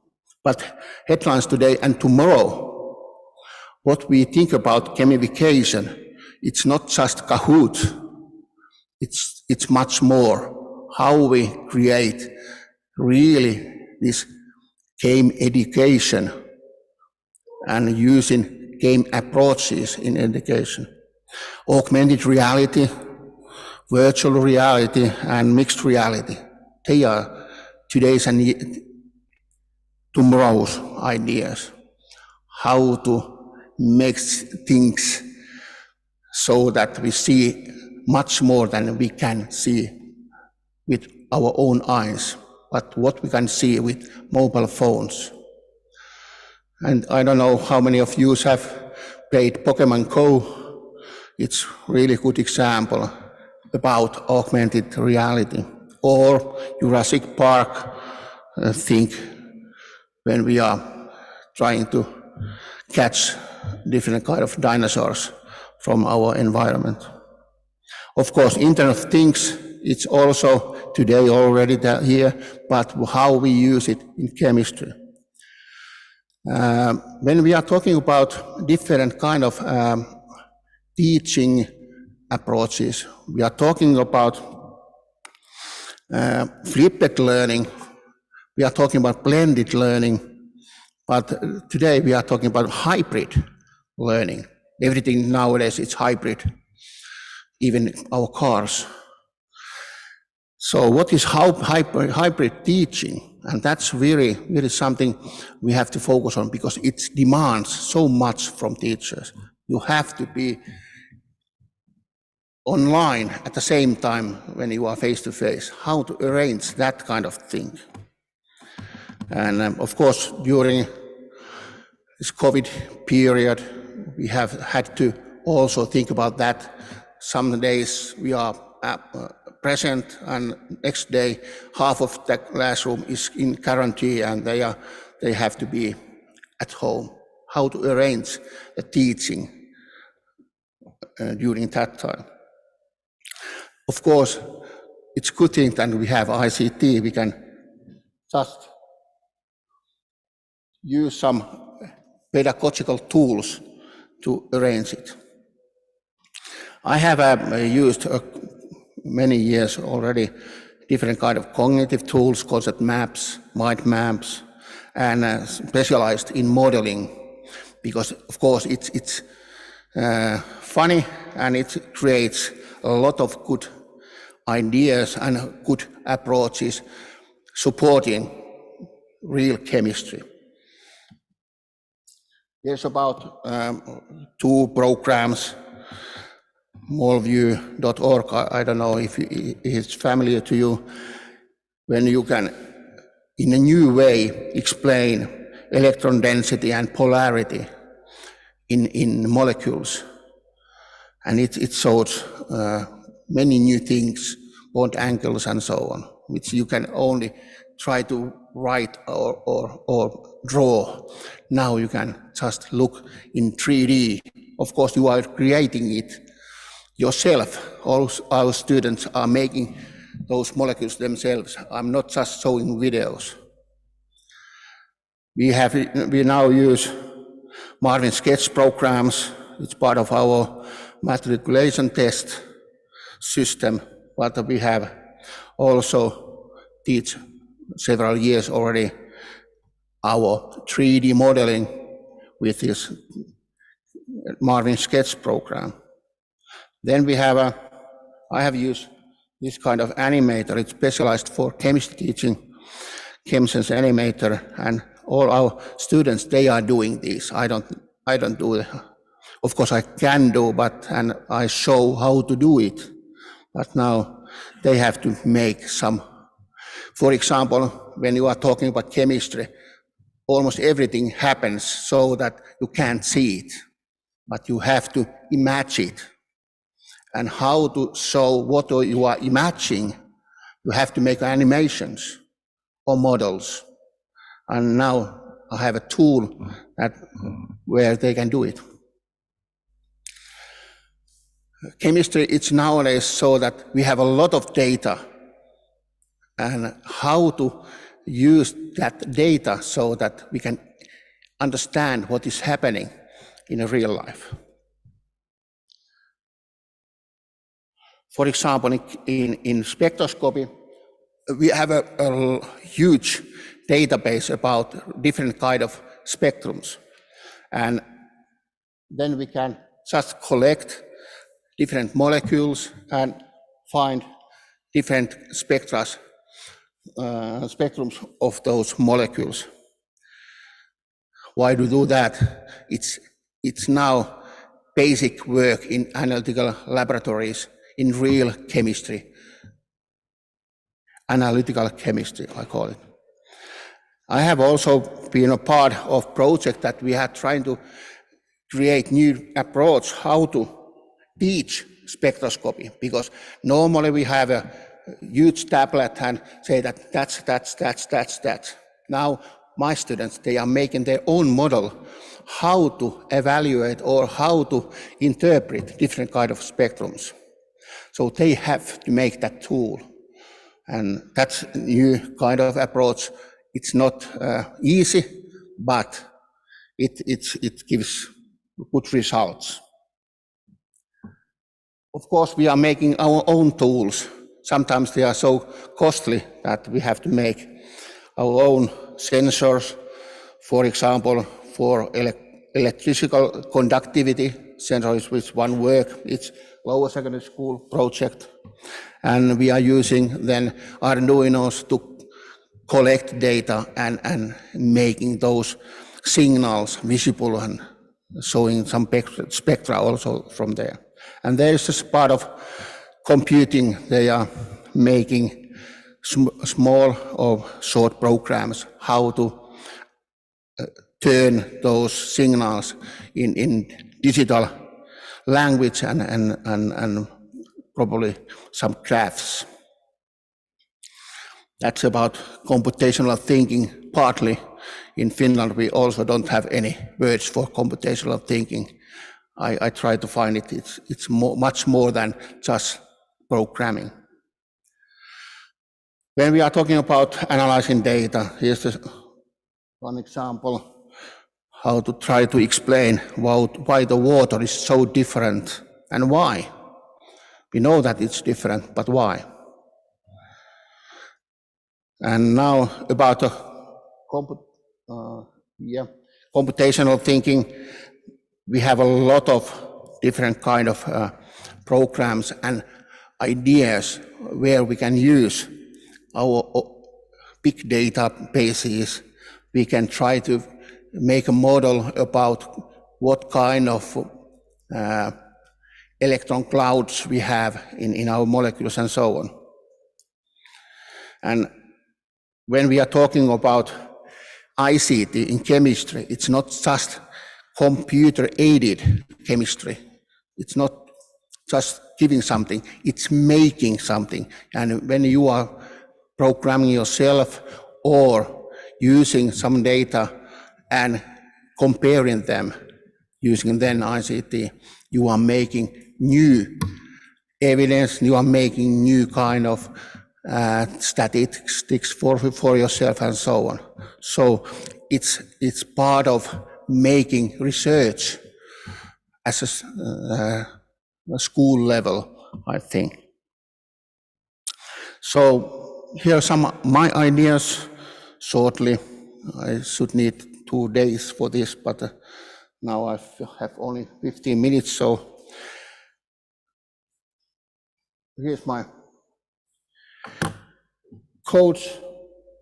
You can send emails or look at my webpage if you have any questions or ideas. Thank you, Ari, so much for sharing your experience.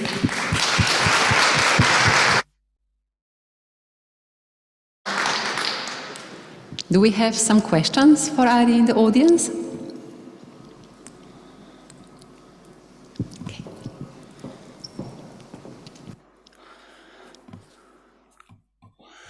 No difficult ones, please.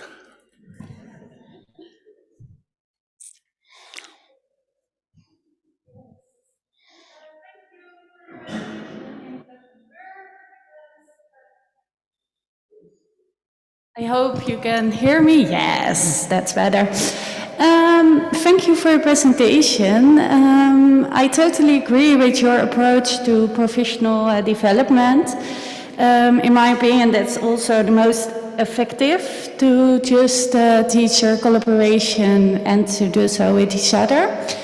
We also see this in theory and are currently developing approaches in the Netherlands to encourage such as collaboration with teachers. I'm curious, what would you advise us? How can we support from the government, school leaders and the whole system to help teachers to collaborate with each other and to develop their digital skills? You and your colleagues need? Okay. First thing, I have to again follow Mart about this. It's about change management at school. It's about that. If the principal can't follow or can't make a change, we are missing something really important. And that's it. For example, for us, it's main task to say at school and collect all teachers together and say that we need to make a change if we want a change. That I think it's in Finland we have a lot of principal education courses nowadays, but they are unfortunately concentrating on management, not so much about leadership. And of course there's a big difference. They have to have a leadership of that group and how to handle it. It's not easy question because we are teachers, not leaders, normally. All right, thank you.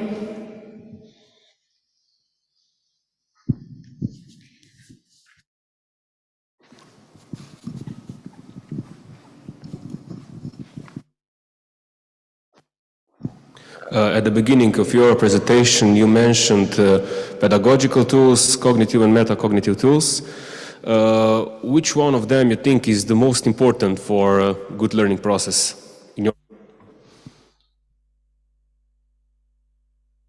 I ask no difficult questions. You can say they're all important. So. I have to say that I have followed the educational change and progress in UK, in United States, and so on. And we have comparisons, and we have common projects also with, for example, with the Michigan State University, and we have tried to find out what is the real meaning when we are talking about our new curriculum. And if you try to find some words where it is, it's in pedagogy, and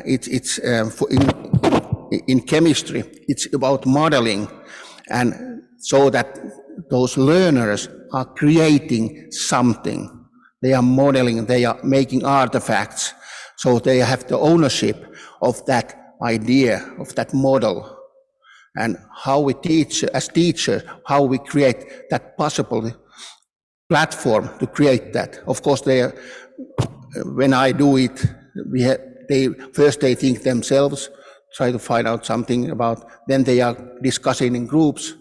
My classroom, it's not traditional, it's only working in groups. And then when they have something, they share it among the classroom. And they are all the time part of that learning process. And that's why I said, when they are doing something, they are modeling, visualization, making animation, and making artifacts. And then cooperation with others, and teacher as supporting part all the time, trying to make difficult questions, not just giving answers.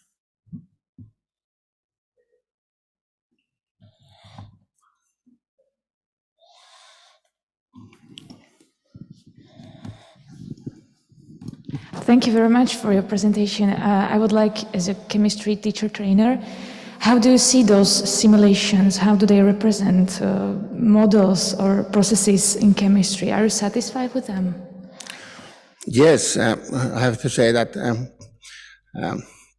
my background is that I've studied more analytical organic chemistry. So you have to find out what the molecules are and why they are, and why they are reacting in that way. When you are using those models, it's much easier also teach and understand why those different and difficult to understand reactions happens. And of course, it's nice to create something. My students, they all like when we are making those molecules and trying to find out what is the right direction to find out what is going to happen in certain directions. Connection to the topic of the lecture, how do you see, or how is it possible to develop those higher cognitive skills for students through this simulation? For example, how to apply, how to evaluate, how to create? We call it planning. Sorry. How to create, we call it planning. I plan our lessons so that we have, all the time, we have certain kind of planning, certain kind of approach. They have to do certain things. I don't trust on that they look at after school, because they have other job to do and other things to do. But I try to make that whole lesson fully and complete. So I have different kind of things in one lesson. We have 75 minutes lessons. So there are always some kind of experimental approach or some experimental part. They have to use ICT on computers in every lesson. So it's normally when lessons start, they open them. Yes, but whether it's easier for you to develop students' higher cognitive skills through this? Yeah. Thank you. They are documenting every time, all the time, and I'm asking them to return every task. So for me it's easier. And of course I walk around all the time as I could. Yeah. Ari, when I visited Finland, I had the pleasure of visiting your school too, and also to attend your class. And one of the things that impressed me was how your students were using mobile devices, like you said, and you used the editable notebooks idea. Maybe you can share this, what it means and how students are using this when they are using. Yeah, that's one of my favorite things. That when I was a student teacher, I asked my supervisor, what is the best textbook? And he said, I haven't done it. So I have done it. And I'm so flexible and I'm demanding all the time more and more. So I need a book that I can edit all the time. So I have made an editable textbook or ebook. So I can, after lesson or before the lesson, I can just make some notes or make some changes. And my course plan is it's real-time course plan. Every day I update it so they can follow me. And we had it was possible also for students to edit, but sometimes it's made so that they deleted the wrong page. So it was make some worries. But idea about editable textbooks, it's the future. And of course, there are a lot of teachers who just want a textbook, but there are a lot of teachers, they have their own materials, they have their own ideas, they have different versions of how to explain things. They are in different order. Just change in the book. It's quite difficult with paperback books because you have to script your pages and so on. But with these e-books, it's easy. Thank you so much for your presentation. Let's give a big applause to Ari.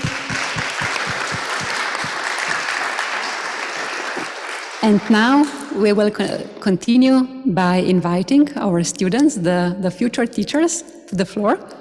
And we want to, please come here, and we want to give the voice to future generations of teachers.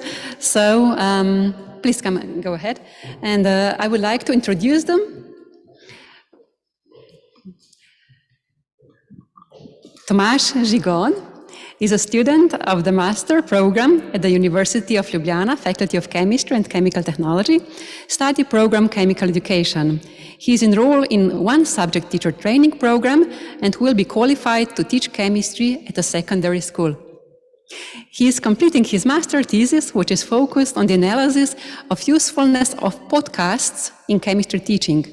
Tomáš has already worked as a chemistry laboratory assistant at the General Upper Secondary School and Veterinary Technical School in Ljubljana. Tomáš, welcome. Nika Saksida is a student of the master program at the University of Ljubljana, Faculty of Education. She is enrolled in two subject teacher training program. She studies chemistry and physics and will be qualified to teach these two subjects at lower secondary and upper secondary vocational school. Nika chose to study chemistry and physics because she likes to combine different science fields, and she is a social kind of person. She loves to teach and inspire children with science facts. She enjoys experimental work. In her free time, she works at the X Center in Nova Gorica, where she holds various science workshops and conducts experiments with students. Welcome, Nika.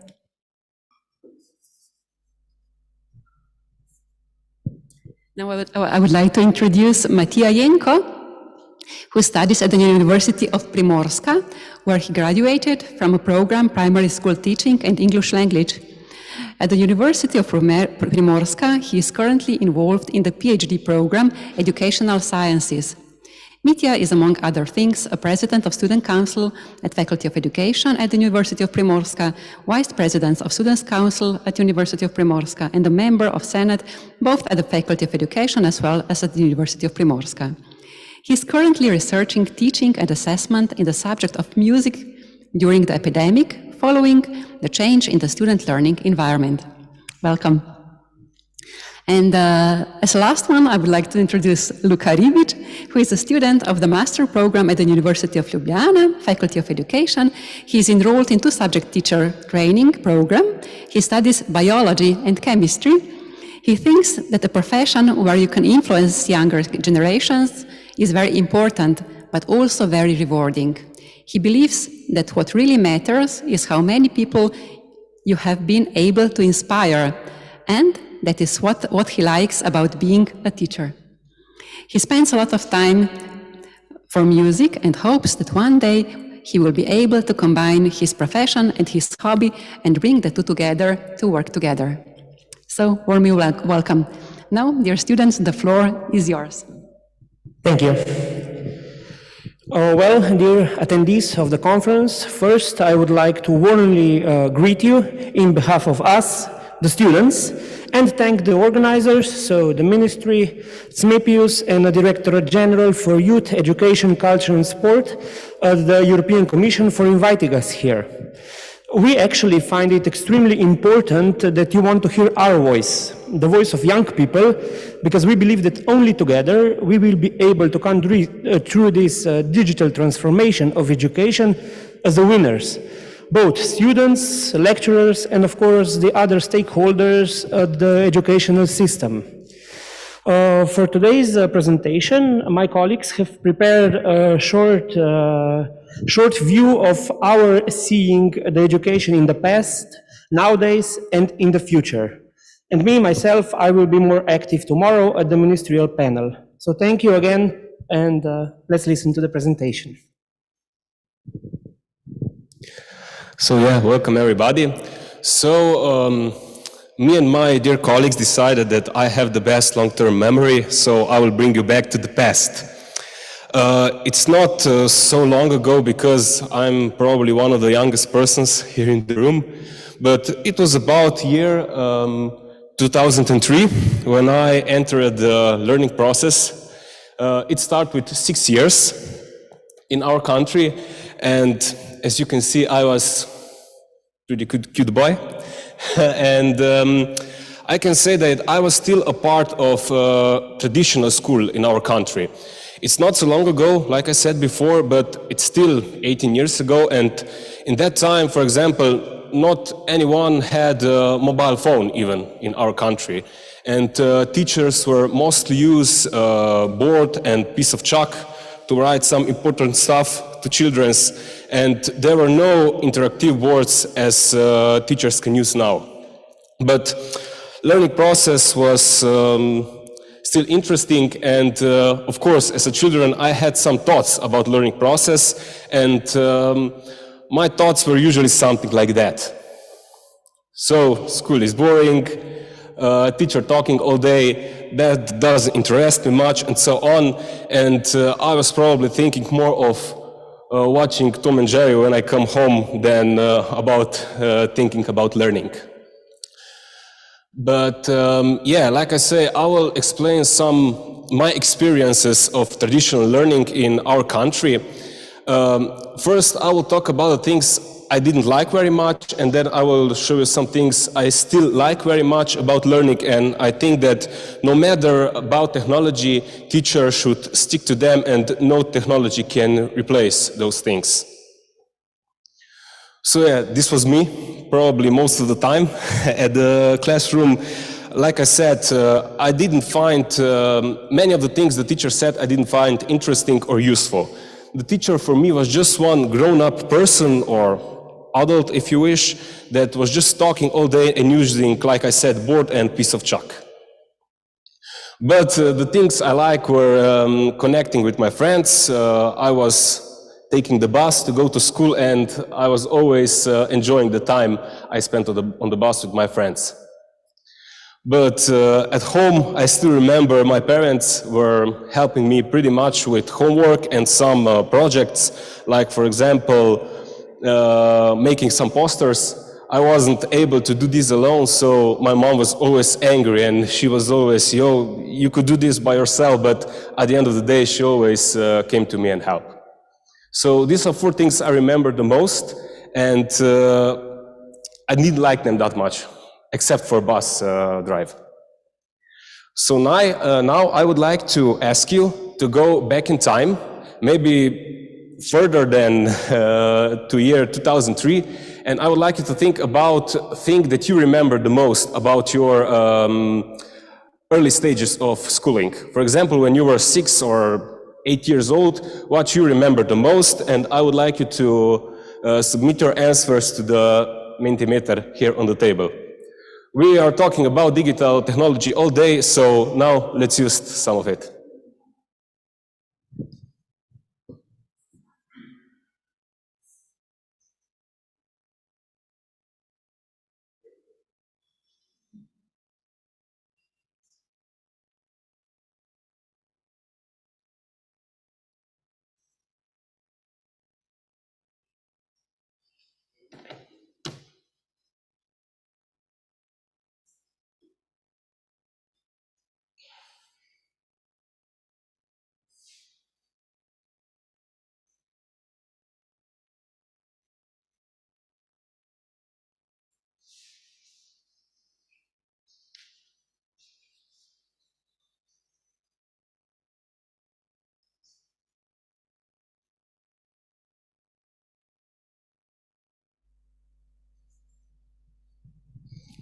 So now I have your results. I can see that most of you remembered friends.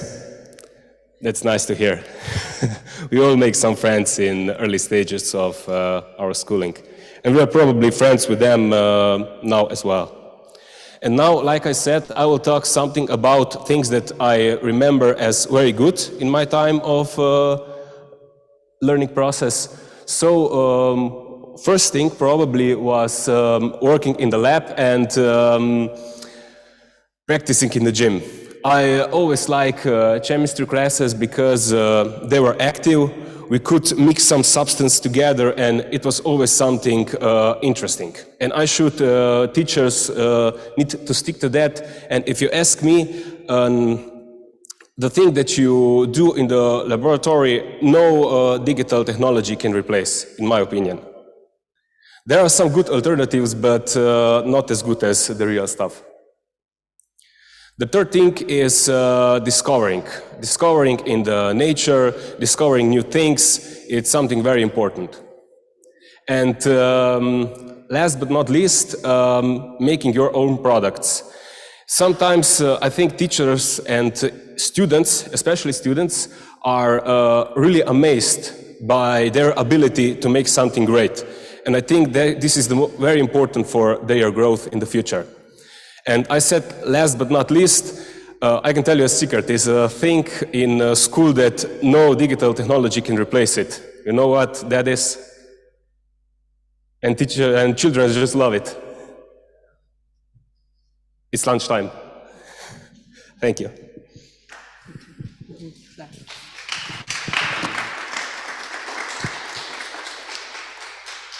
But what about today? First, I would like you to go again on Menti and answer a question: how about COVID-19 affects our education?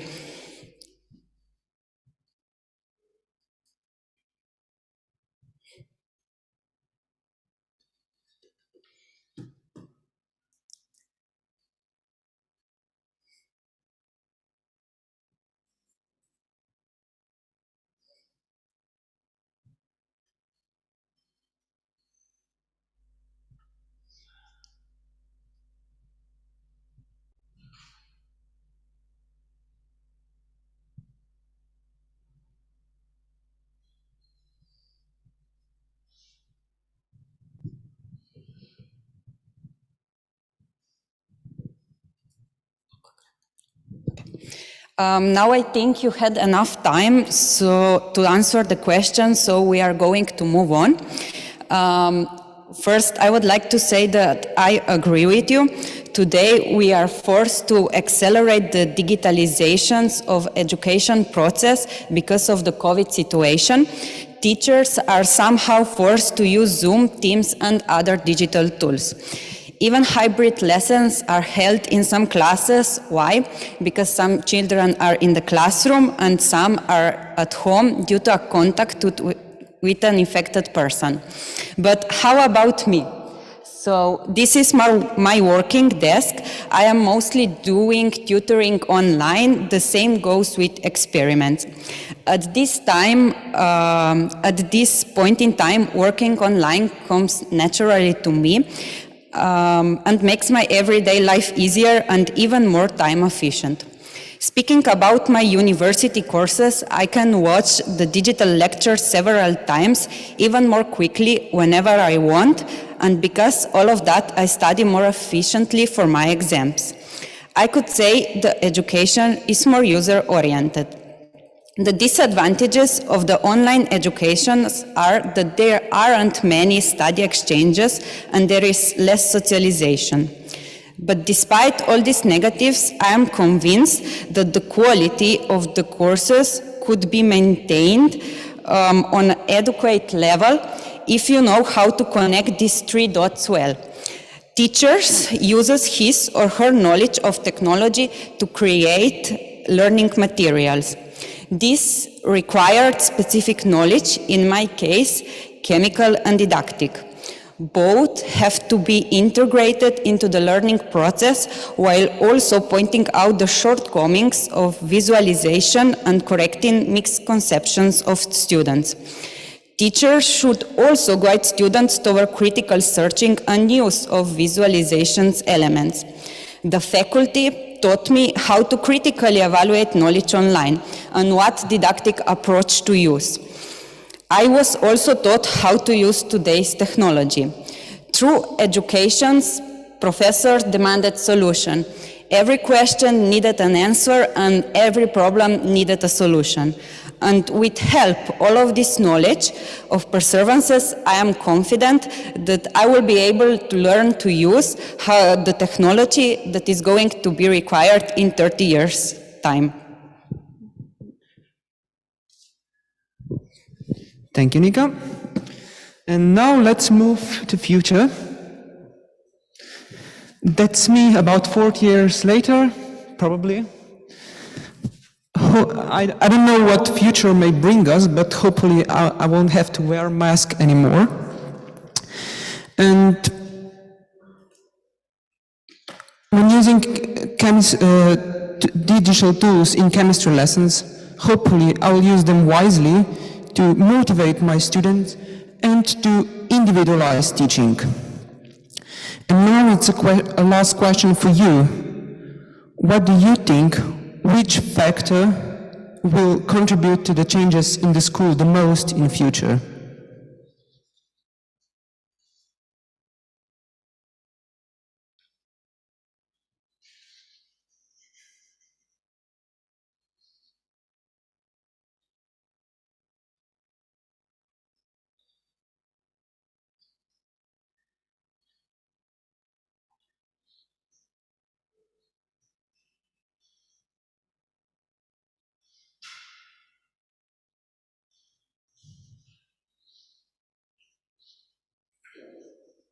I see there are already some answers, and most of them, they say it's a digital technology that will affect schooling in the future.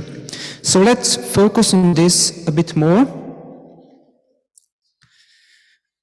and ask ourselves what future may bring us.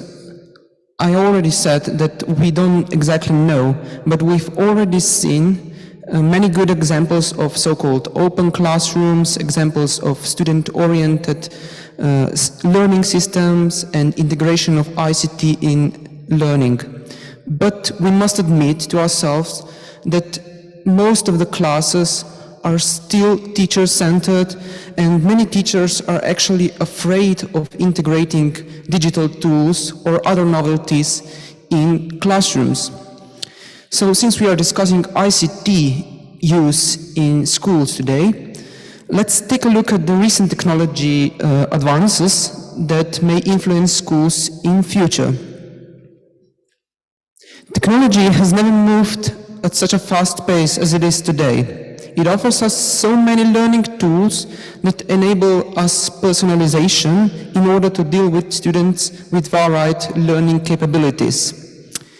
Then social media platforms are trendy and visible practically all around us today. And why not using them for collaborative learning? During past 2 years or so, we've seen that using virtual classrooms and video conferencing tools is not such a big deal, but one might ask himself, are there too many drawbacks of such a way of schooling that this technology will no longer be in use in future? Artificial intelligence is also such a novelty today, and maybe combined with augmented reality tools, it may actually activate all our 5 major senses and to make learning experience even better for students. Someday holograms might help us visualize and clarify theory concepts, for example in chemistry lessons. And also robots, intelligent machines, may actually take over our jobs someday. Why not? But do we really want our future to be totally transformed by the digital technology tools? I would say probably not. Let's take a look at few researches conducted in year 2020. In a nationwide survey of more than 20,000 US high school students, Yale researchers found that nearly 75% of the students' self-reported feelings related to school were negative. This was before coronavirus times in January 2020.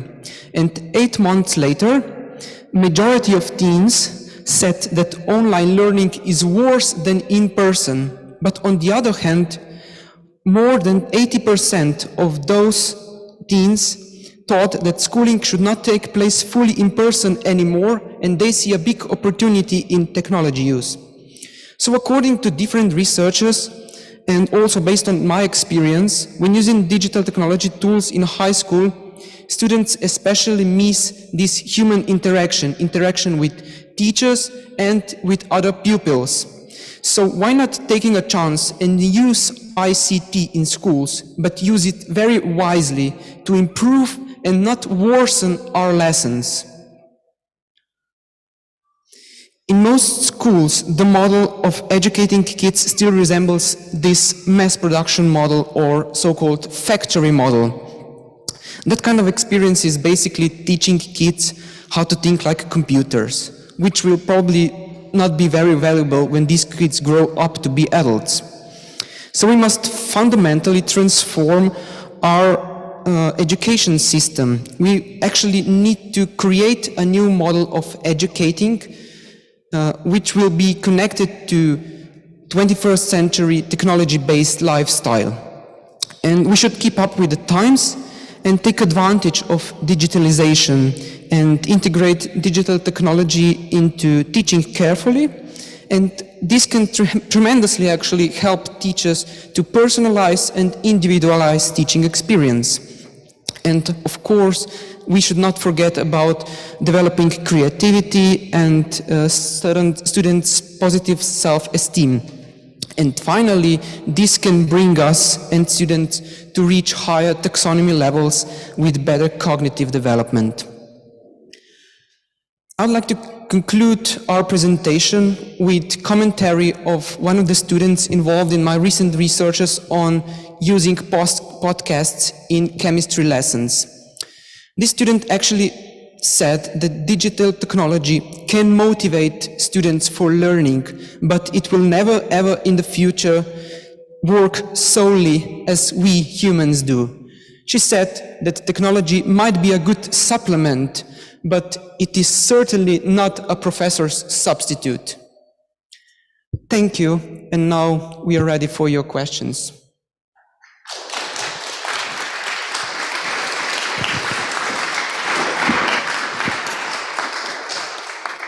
Thank you very much for your presentation, for sharing your views. As we don't have much time left, we can take only one question. So please, who would like to ask this question from the audience?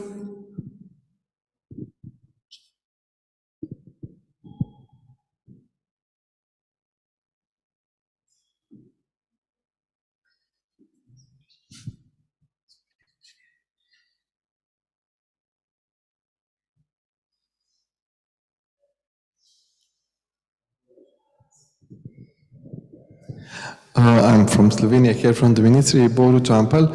Yeah, thank you for your interesting presentation to see what happened before and what happened in the future. Definitely, when we also have some discussion, we said that maybe we can live in physical world, but you probably won't, and definitely you present us.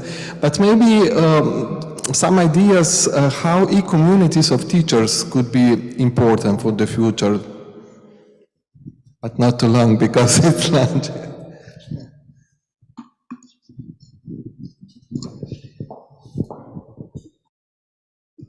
So if I understand you right, you're asking how the teachers will be important in the future. Is that right? Yeah, I think that one of the most important things in connecting teachers is that teachers could let's say, bring their ideas together. You know, one teacher, for example, is working with one program, with one digital technology, and the other one is using different technology. And when they are discussing about using those two things together, maybe they can come up with something even better, even more efficient for learning process. That's what I think it's very important. Thank you.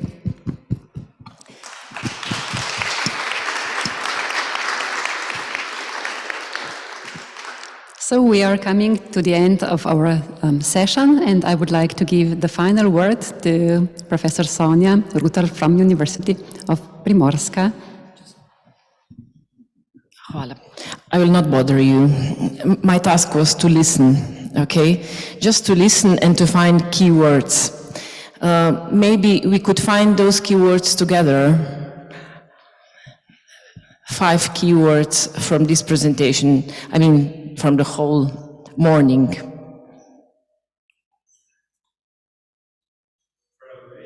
Collaboration, thank you. Sorry? Innovation. Creativity.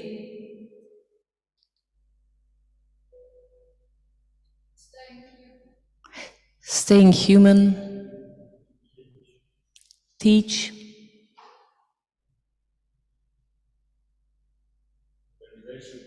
modernization, globalization, personalization, change, reflection,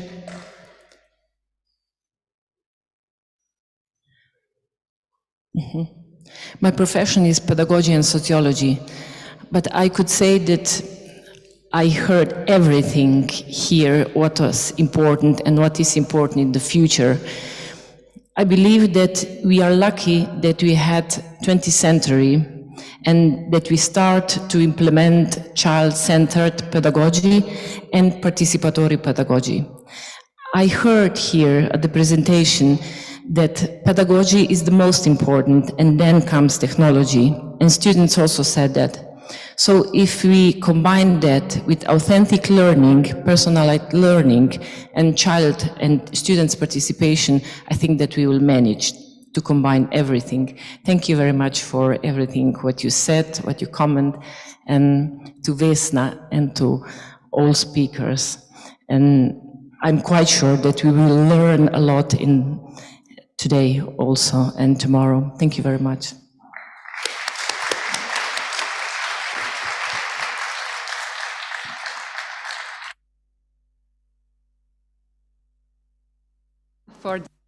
Thank you, Sonia, for this very nice conclusion. And I would also like to thank to the presenters, to all the participants, and I hope you have a pleasant rest of the conference. Thank you.